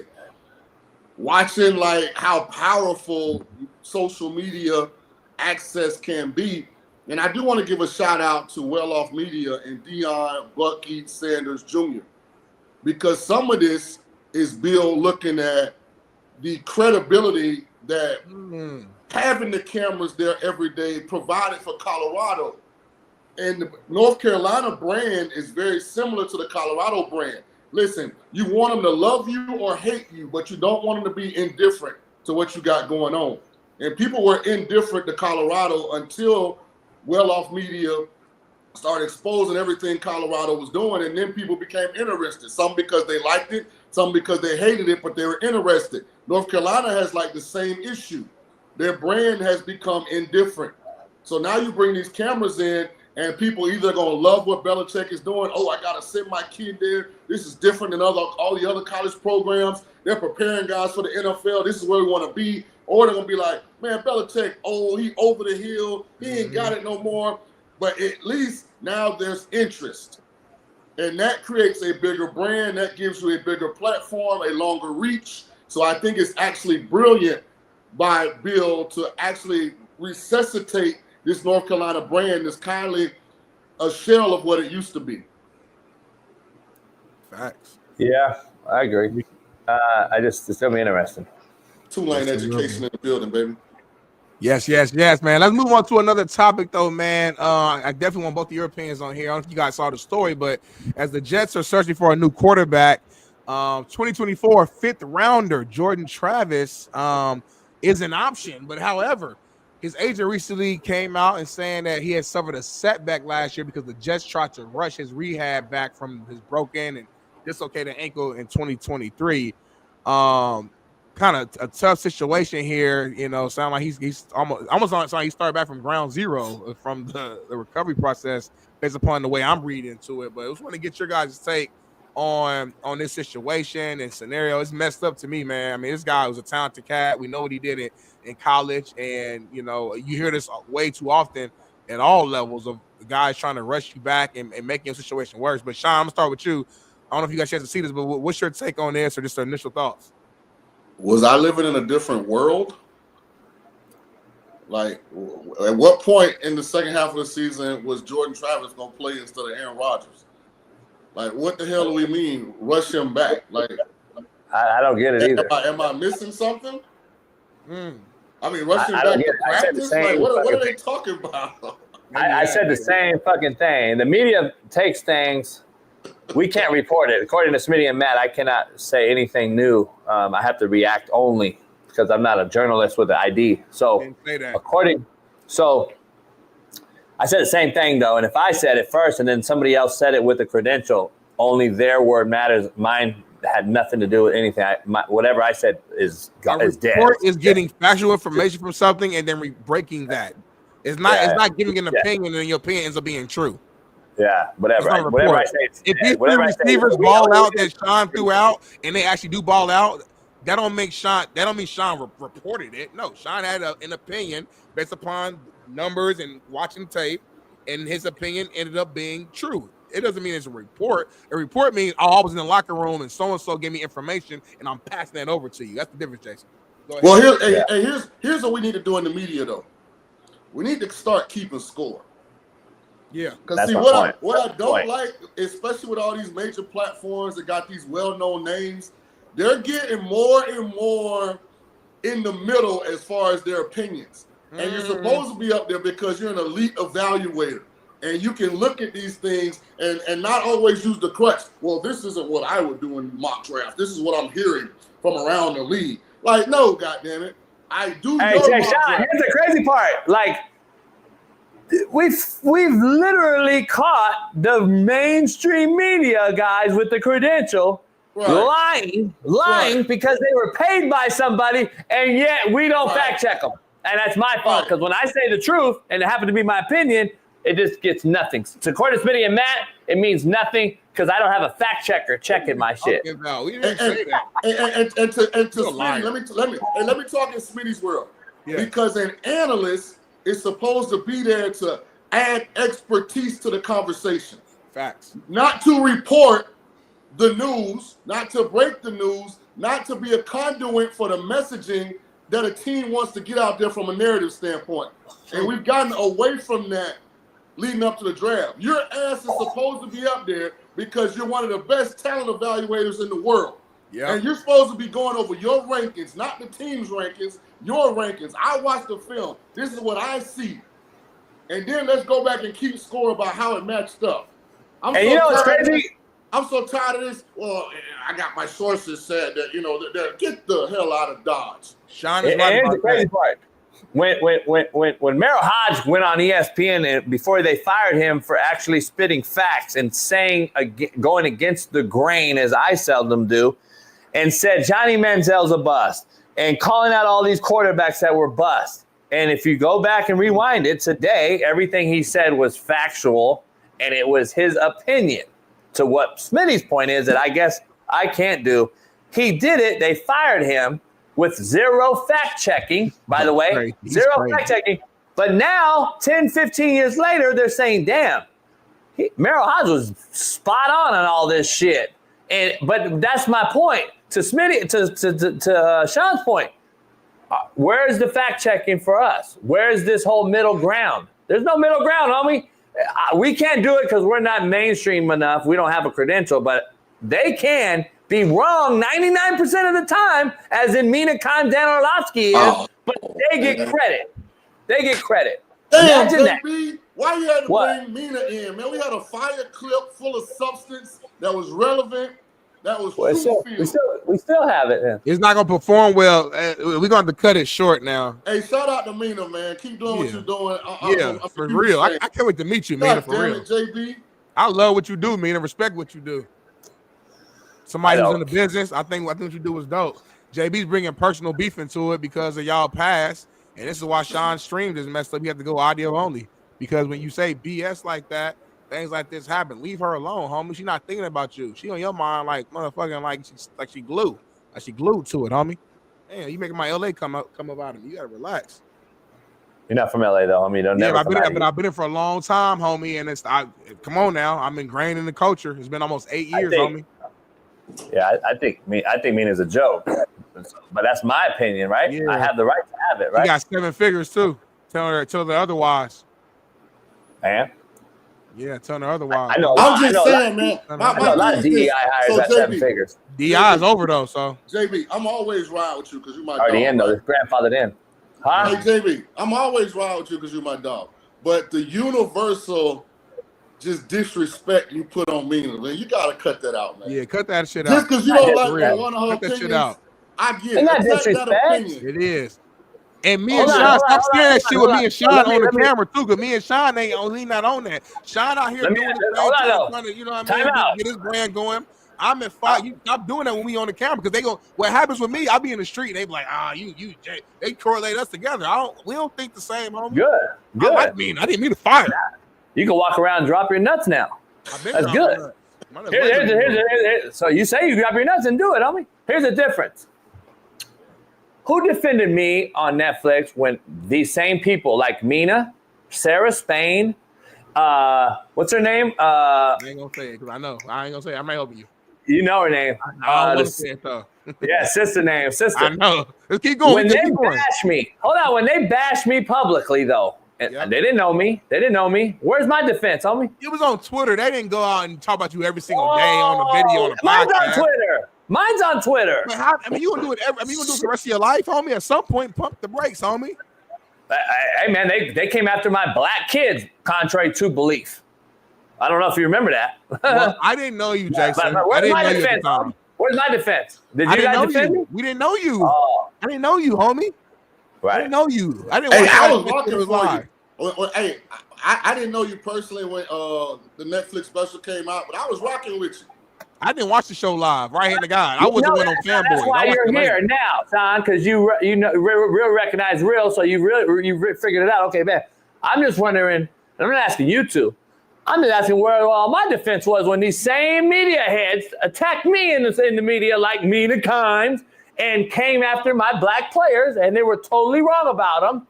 And the white guys defended my black players, and nobody came to my defense. I'm just tripping. That's all. All I'm saying is, okay, I was not around you then. You could be 100% right. But that was like black and white television. When was that? 2016, I think. I was graduating Ball State. 19, wasn't that long ago. Come on, homie. You ain't like still on Netflix, homie. Still on Netflix, man. I know you was in high school, but it's still on Netflix. All I'm saying is, listen, man, let that go. Let that go. We ain't got to stay on this topic, but let that go, man. Let's stay on it because let that hate go, JB. Yeah. I'm cleansing you right now. That evil spirit. I don't have hate. I don't hold hate. I don't have hate for anyone. Do it for yourself, not for her. For yourself, homie. I don't have hate for anyone. You need to be baptized. All right. Hey, shout out to Mina and everybody out there doing their thing. I'm pulling for you. I will say this though. I would like to see some male representation on the women's basketball pregame show too, though. Sometimes Stephen I've been going there every once in a blue moon. It's rare, but every now and then he'll go in there and talk. So anyway, Shaun, speaking of the Jets and losing Aaron Rodgers, the rumor is the Giants are about to gain Aaron Rodgers. Is that going to affect, to your point, the draft status of a guy like Shedeur Sanders and those other guys? We're going to take veterans out of this class, which I've been saying. I think the NFL fills the 1 year bridge gap with a veteran like a Daniel Jones, whether we like him or not, like a Justin Fields, whether we like him or not, like a Aaron Rodgers, whether we like him or not.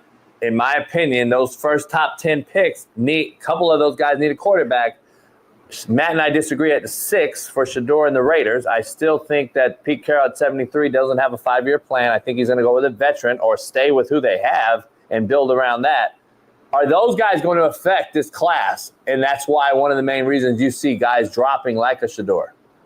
100%. And here's why, guys. I keep telling people, when you have elite draft assets, meaning top half of the top first round, there's an opportunity to select transcendent generational type players. Forget what your needs are. If you're a team that does it the right way, you draft best available. When you start ranking these drafts, I'm telling you, these edge rushers are legit, man. And so if you're the Giants and you get a chance to add a Pro Bowl, perennial double-digit sack kind of player at 3, then why not fix quarterback in free agency if I'm not sold completely on the quarterbacks that are going to be available? And I will say this, if they get Aaron Rodgers, they're not taking Shedeur Sanders. There's no way in the hell that I want the 2025 version of Aaron Rodgers mentoring my rookie quarterback. Ain't no way. Aaron gonna be doing Pat McAfee. He ain't gonna be at probably half the offseason program. Like, that's the last thing I want is to bring a rookie in to the room with Rodgers in 2025. I agree. And I like Daboll with A-Rod. I like Daboll, Smitty. We all think he's a guy that's fiery, goes offensive guy, quarterback guy, somebody that will go back at Aaron Rodgers, not just take it. I think it's a nice fit, but the Giants are so far away. How does Aaron Rodgers want to go there? That's my whole thing. And Devontae Adams in the latest news has been basically released if he's not traded from the Jets. So they're basically getting rid of that whole package. I've been hearing he's a Ram, waiting to happen. Devontae as a Ram. A lot of people's fight back would be, well, basically he's an older, kind of injured guy. Isn't that what Cooper Kupp is that you just got rid of? And would that be a slap? Would that be a fact? Would that be a slap in Cooper's face that you got a guy similar in age, similar in recent history with injuries? And what's your take on that? A different player. He's able to play inside and be like a slot kind of guy, but he's also versatile enough to go outside, especially opposite Puka Nacua. Who is? Adams, Devontae Adams. Yeah, he's so a you much still like better, Adams? Yeah, absolutely. You add him to Puka Nacua and Kyron Williams, and then they'll probably draft one of these guys. Rams are a great destination. You got a guy in Matthew Stafford who can get you the football. He still has elite hands. He's still extremely smart. Got Taco Bell out here in LA. Yeah. He'll be set. Maybe the last thing with Shaun is unfortunate news. Again, another baby. But what do I know? I'm first of all, before I give my take, I'm not here to attack the non-living. Let's be clear. This is a tragedy, however you want to spin it. Another baby's lost their life. But a freshman at Pitt, 4-star defensive back, I believe he's from the state of Indiana. He is. He's from my city. Mason Alexander was killed in a car crash 2 nights ago. He was only 18. Awful news. Thoughts and prayers go out to his family. It was in Florida, Shaun, your home state. He was not the driver. I'm trying to give all the context. It happened in Indiana. He went back home in Indiana. The crash happened in, I think, like Fishers, Indiana, which is pretty much. I heard it happened in Florida. Okay. I heard it happened in Florida. He was from Indiana. He's from Indiana. He was back home, probably visiting or whatever, and I don't know all the details as far as the how. Where did the Florida part come in at? I've just been seeing Florida everywhere. I'm wondering where that came in. I don't know people that I follow who still like within the coaching business back home. They've been posting about. So I kept seeing it on my feed. I'm like, who is this kid? And then obviously I read the story of. This is extremely sad. Everything I've read, he was a great kid. I saw a little interview. He just sounded like a humble. Just, you know what I'm saying? Again, I don't know him personally, but I'm just looking at what I'm seeing. And it's just oh man, it's beyond unfortunate. I couldn't imagine being the parent in a situation. You never want to see your babies go before you. So just like you said, the only thing we can do is pray in the situation, but extremely sad. Shaun, I don't know. Prayers with his family, man. Prayers with Angie Stone family. She died in a car crash. Yeah. This weekend, like damn. Angie Stone, shout out. Gene Hackman. We got they go in threes, they say, Smitty. Unfortunately, when you're in celebrity status, this kid wasn't quite there yet. I keep finding these younger kids dying as a fucking huge problem to me. As a guy that has a daughter, obviously, who's their age or older now, but who's a guy who's raised and coached and mentored these age kids forever. I just find it as a huge problem. Like I just find a huge problem. And Smitty knows where I'm going. I'm always going to go against this whole thing. These young kids, in my opinion, do not know how to drive a vehicle, especially in experienced situations as in this one. Shaun, you and I, young kids, we were always taught and told, better not fucking pass no car or truck. Don't do it. And it was always like something we was embedded in.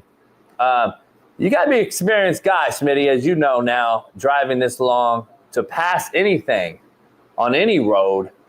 And these young kids continue to do these things. We see them all over the fucking place, racing cars, drag racing cars. We've seen so many unwilling deaths from car crashes in crazy vehicles. And I'm the one that says, man, why are we giving these kids the keys when they don't know how to drive yet? I just keep seeing this death, and that's the part I just hate the shit. I'm so tired of it. Because these young kids are being set up for failure, in my opinion, because no one has the balls to tell them or show them how to fucking do it or to wait, son. I just don't get it. And nobody will say it because we're so reactionary and we're so after the fact tweeting. Nobody does proactive tweets. Nobody does proactive teaching. Nobody does proactive fucking, intervention. It's all about after the fact. And at what point is enough? That's all I'm saying. Like, fucking teach the youngsters, man, how to fucking drive right. How to teach them some fucking, life experience lessons that's going to give them these situations. We're setting them up for failure. He tried to pass, hit a tree, car caught fire because it blew up probably on impact because it was so fast. He was trying to get by this truck. All speculation, of course. The fact is that he tried to pass a diesel. When you try to pass a diesel, Smitty, you're talking about 80 feet in length going at a certain miles per hour, which requires experience to understand how fast you need to go to surpass the 80 feet in length. That's also going probably 50, 60 miles an hour. You've got to triple that speed, Smitty. Yeah. Like, this is not for the young, homie. This isn't, it's not. I just don't understand it, man. That's all I'm saying. Yeah. Well, PSA to all those athletes out there, male or female, be safe on these roads. If you don't got to go home, don't stay at school. That would be my first question. Why was he in Indiana? I mean, they got to be midway in the off-season workout program, right? Getting ready for spring football. Yeah, spring ball started a lot of places. Started today. Yeah, I'm not for sure. Yeah, I know he played at Hamilton Southeastern. Man's a pretty good school back home. I want to be clear here too. D. Davis in the chat said JB has to stop being an alarmist. Well, guess what the alarm is? The facts. Dr. Jesse Morris comes on and gives you data and facts, and that's what he talks about. I do the same thing when certain things like this that I'm passionate about when it comes to babies, but they're the number one cause of death, homie.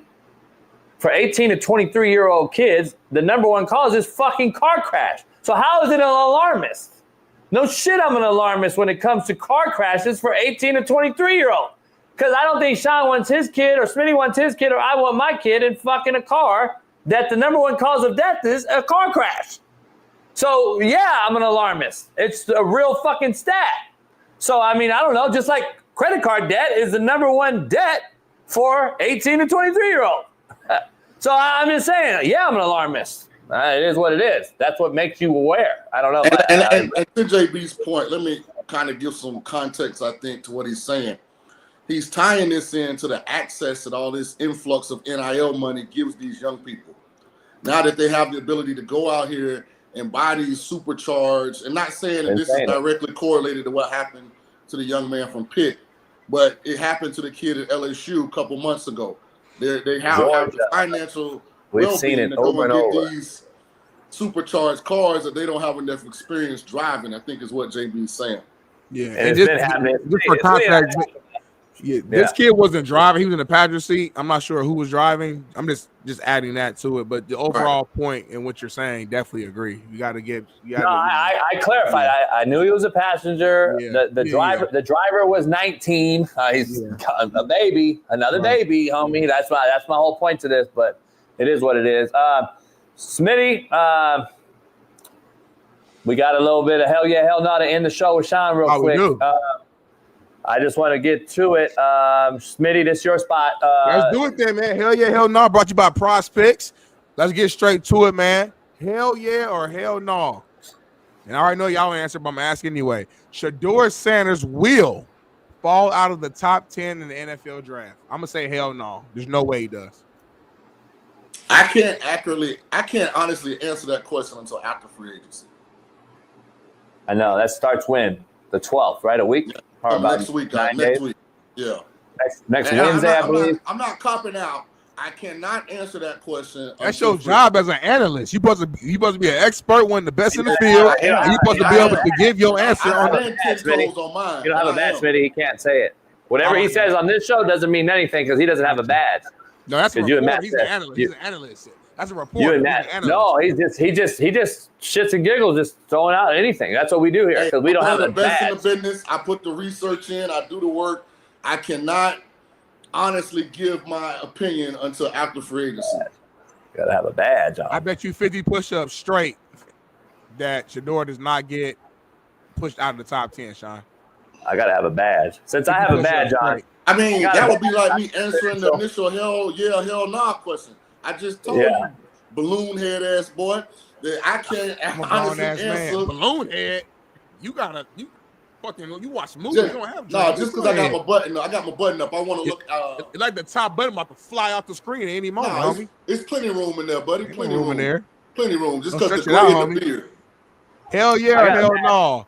The Commanders. Can I answer? I got a badge on. I got a credential on. All right, go ahead, Jason.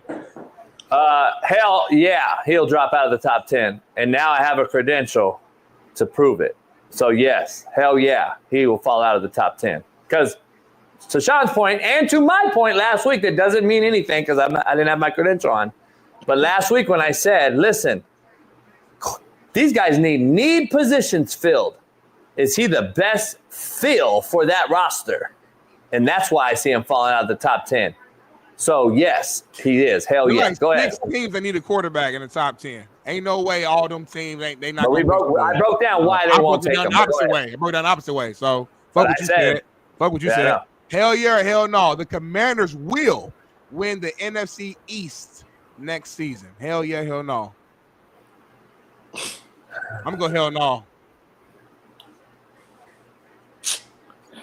I like Philly. I mean, it's an incomplete, but I'm going to say hell no. As it stands right now, Philly's roster, even the starters, 1 to 22. Philly's roster is still more talented than Washington's. This could change. Washington could end up trading for Myles Garrett or after June 1. Like some different things could happen that change my opinion, but right now I'm going to side with Philly. Eagles might get Myles Garrett too, Yeah, that's what I'm saying. So I'm going to say hell nah. The Eagles still got the most loaded roster. I think the second best NFC roster as of right now after Matthew Stafford's signing is the Rams.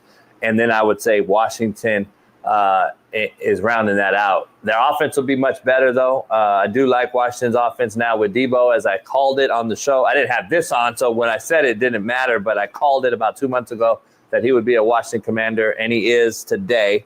ESPN, everybody could get the credit. I didn't have my credential. But next question, Smitty. Last but not least, hell yeah or hell no. The Colts, my Colts, will finish last in the AFC South next season. I'm going to say hell no. Cam Ward is getting drafted first to Tennessee. And, it's going to be a transitional period for Cam Ward and the Titans. So I think they'll be last place. You think they're going to be last place? No, you didn't hear what I said. So, Shaun, go ahead. He basically said the Titans are going to be last. Thank you. I'm going to go hell yeah. I think the Colts are going to end up being last. Give me some context. Here's why. Houston obviously is the elite, I guess, organization in the division since C.J. Stroud got there, back-to-back division titles. The fact that a new offensive mind that just helped Baker Mayfield kind of resuscitate his career, I think Jacksonville kind of does like Miami with Mike McDaniel. I think they have initial success. I don't think it's sustainable because I think Liam Cohen is a lot like Mike McDaniel. I think that it'll fail over time, but I think the initial energy, Jacksonville will be better. And Tennessee, to me, just can run the ball and play defense. We can too. No. Got Jonathan Taylor. What are you talking about? But I like Tennessee's quarterback situation a little bit better. Because right now, I don't believe Anthony Richardson can stay healthy.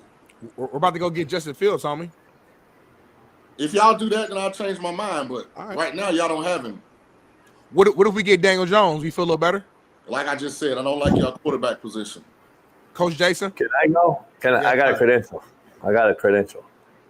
I'm going to say I'm actually going to say hell no, Smitty, in your defense. I don't think they're dead last. I think Jacksonville with the guy Duval is a guy that I would never run through a wall for. So I think that guy's going to be asshole, and that's how bad he'll be. And I think that team has a joke of a head coach. Good offensive mind, cool. But again, we've seen Mike McDaniel have an offensive mind. But they had initial success in Miami, Jason. They won. They went to a playoffs. Why do you keep forgetting, Jason, that McDaniel had success? Initial success in what? The worst division in football? With the Dolphins. I'm saying the Dolphins forever didn't even make the playoffs. AFC East was bad, by the way.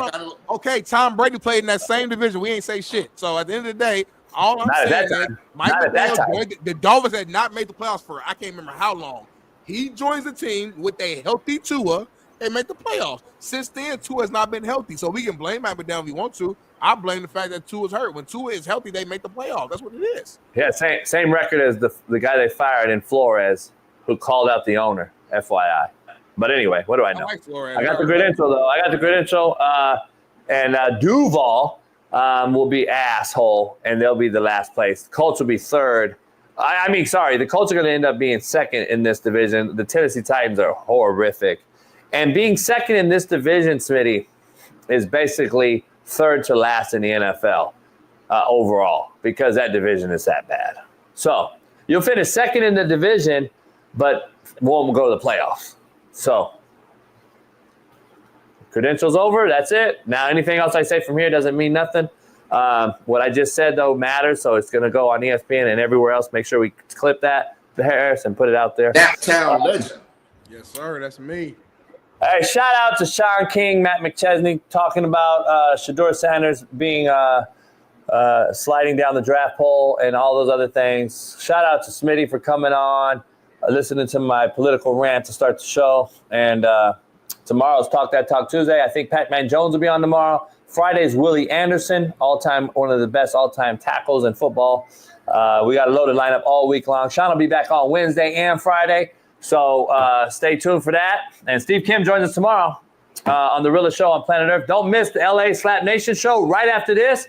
In about 45 minutes, get ready for that, as Bailey and I will discuss all things LA on Slap Nation, including, a little bit of LeBron James and Luka as they're 10-2 underneath Luka's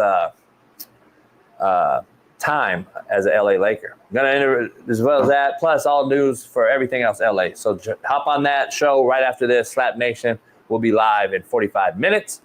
And at noon, 12 o'clock today, I'm the new co-host on a show on Rumble, a national show called Unpaved with Shaun Salisbury. So head on over to Rumble today at noon Pacific, 3 p.m. Eastern on Rumble Unpaved with Shaun Salisbury. I'll be there as well. So I'm now working harder and bet more than ever before, and I'm kind of upset about it. And so now Smitty and I have no choice but to blow this up and get a studio like that we want to be in together, where Smitty looks good in it and I look good in it, and not like a mockery. And he doesn't have to move his car every day. So we're going to get into that. Shout out to Smitty. What's wrong, homie? You got to move, though, homie. You too far. You got to move somewhere a little closer. Not if I pay you. Yeah, but you still should move anyway. You already said it, homie. If I gave you, here's the bag, you're driving every day. The bag makes sense for sure. I'm just saying that you still need to move. Your power getting cut off every other day. The Wi-Fi horrible. You in the hood, homie. Every day. At any moment, your shit can just shut off. Hey, I don't know when. That's because of the fire. That's because of the fires the liberals started. Fire's been gone for a long time, homie. A long time. Let's see how Trump handles the other fires. I hope he handles them well. Remember last week my fire shit went out, the power? Yeah. They said that was because of the fires that happened fucking 2 months ago? They're lying to you, homie. Cloud seeding, homie. Cloud seeding. The writers in office now, so ain't nothing. That's what the right has no control no more, homie. Why do you think why y'all mad? Hey, you know what's crazy? What? These motherfuckers is really mad at Trump for acting like a leader and not being a bitch and bending over for a midget who came into disrespect. Smitty, we're from the hood. If a rival hood cat came in to negotiate with us and is just in there banging on us, talking shit, you and I both are going to be like, hold the fuck up, homie. This wasn't supposed to be a rival hood cat. It's supposed to be like an ally. But your boy came to my hood and acted that way. It's supposed to be the homie coming through. It's supposed to be homies. Yeah, but your boy didn't even address him as the fucking president or vice president. Language barrier, homie. Language barrier, homie. Context matters. He called Biden president. Language barrier, homie. And even when he got money from Biden. He got money from Biden, so he called him president, but he didn't get money from this motherfucker. He like blood mind. We really want a bitch. We want a bitch to be president. That's telling for America. So America's telling me a lot of stories right now. I want my president to be firm. Like that's a representation of our country. I just think some people thought that some of the commentary from Vance and Trump was a little, I guess, harsh or unnecessary. So let me ask you something. When I come into your house and say, hey, dog, you got a nice house. It ain't gonna be nice very long. How do you take that? If an American said that, then I take it as Not a threat. an American, anybody. No. So I'm gonna be real, and you gonna get mad. When I heard that though, I'm gonna be real. I don't know if that's the exact quote or maybe I heard something else. There's a quote he said where Trump jumped in and started like, "Hey, homie, that ain't." Yeah. Don't tell me how we're gonna be. Right. Yeah. I mean, I'm the same way. All right, perfect. So that point, I thought Zelensky, what he was trying to, I thought it was a language barrier. I swear to God, I thought he was just trying to say that. Listen, I know shit is good now, but like shit ain't always gonna be perfect. Like y'all might need help one day. We need help. Why you mention the water though? Like that. But why you mention the ocean? I gotta hear it again. He mentioned our beaches, homie. He's real specific. Yeah. What do you mean? That motherfucker specifically said you got beautiful beaches. All right. The beginning. Sure. First of all, during the war, everybody has problems. Even you, but you have nice ocean and don't feel now, but you will feel it in the future. God bless. You don't know that. God bless. You God bless. You will not have a war. Don't tell us what we're going to feel. We're trying to solve a problem. Don't tell us what we're going to feel. Don't tell me, motherfucker, how my ocean's going. So that's a threat. I have a problem with that. I didn't. With Trump responding. I have a problem responding that way. Yeah, I know. That's what I'm saying. We talked about it after. We didn't have no problem with that. That's you better. I don't want no motherfucker here. Well, what do you mean? Are you gonna fuck us up? What the fuck, America? Yeah. What the fuck, homie? Like you want a bitch to be president?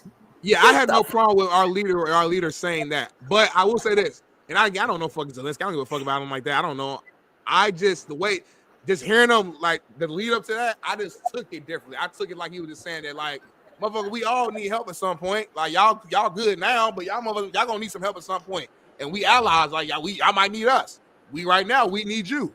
So that's how I took it. But I'll be honest, we're going to talk about it, I'm sure, on Unpaved later. But and we'll bring it up, I'm sure, this week as other things happen. But I'm gonna be honest, dog. Like, it's crazy right now. Like, we need to get out of NATO because NATO is. And real quick, he's not fucking stupid though. Too. That's why I took. So he ain't gonna be in America in the Oval Office and literally just give us a direct threat. That's why I didn't take it that way. Well, he did because literally in the same clothes. He walked out and flew to London, and they gave him $2 billion and said, we'll give you troops, planes, all kind of shit, which is, again, because they don't like Trump. It has nothing to do with nothing else, homie. They don't like Trump. They loved Trump 20 years ago when he was giving money, but now it's different. See, I have a fundamental problem with that. Here's the issue I have. Everyone bashes the West, even the motherfuckers living here, because of who the president is and in this country. And my whole thing is, Smitty, go over there and find out how real it is. And then when you beg to come back, and this is the crazy part. We all bash the West, and everyone's bashing the West until they need the West and their money. Israel, Hamas, Gaza Strip, Ukraine, Russia. Why do 500 million people in the UK, which is 200 more million people than we have in America, need Ukraine? And we don't. And we're telling you, fuck you. You're not paying us. When is someone going to pay us, Smitty? That's like you and I. When are we going to get paid from doing an ad sponsor? When are we going to get paid for this? Why we steady doing shit, but we don't get nothing back? Like, that's America, homie. We keep getting fucked. Like, we keep getting fucked. But we still number one nation with all that shit. But I'm saying, like, we ain't getting fucked that bad. But we got a lot of our American veterans sitting on the homeless. I paid a lot of taxes over the since I've been a grown man. That's the government fucked that up. I agree with you 100%. And I keep popping my tires on fucking potholes, homie, because they haven't fixed the street. And there's no way in hell that a veteran should be able to go out, serve, and come back to their home that they protected and put their life on the line for and fucking struggle. That's bullshit. I agree with that 1,000%. It don't matter who in the office. That's bullshit. And I'll be real. This motherfucker Zelensky's number one thing that we should be taking as offensive, or we should be taking offense to. Yeah. He told us in our face that our children are going to go over there and die. and our children are going to go over there and fight, and nobody said nothing. That's a problem for me, homie. And I'm sitting there like, you're going to tell me? That's where I say he came into our house, Smitty, and demanded and said some shit. He literally came in and said, your children are going to come over here and die. And I'm saying, nah, I'm going to go over there and fight, homie, but I'm coming after your bitch ass. I ain't going after Russia. I'm going to go watch the whole thing. I'm going to go watch the whole thing before I get my full tape. But, hey, y'all, I'm going to go drop my car off at the shop because I'm having some electrical issues. I'm going to have to get a new car. Get a new car. Well, right now, I got to go to work, so I still got to figure shit out. So I'm going to go to the shop, waste all this money, and then I'll be back tomorrow for a new show. Lift with Demas. I don't know if I can fit, homie. Hey, appreciate y'all. Become a member, and see y'all tomorrow, man. Peace.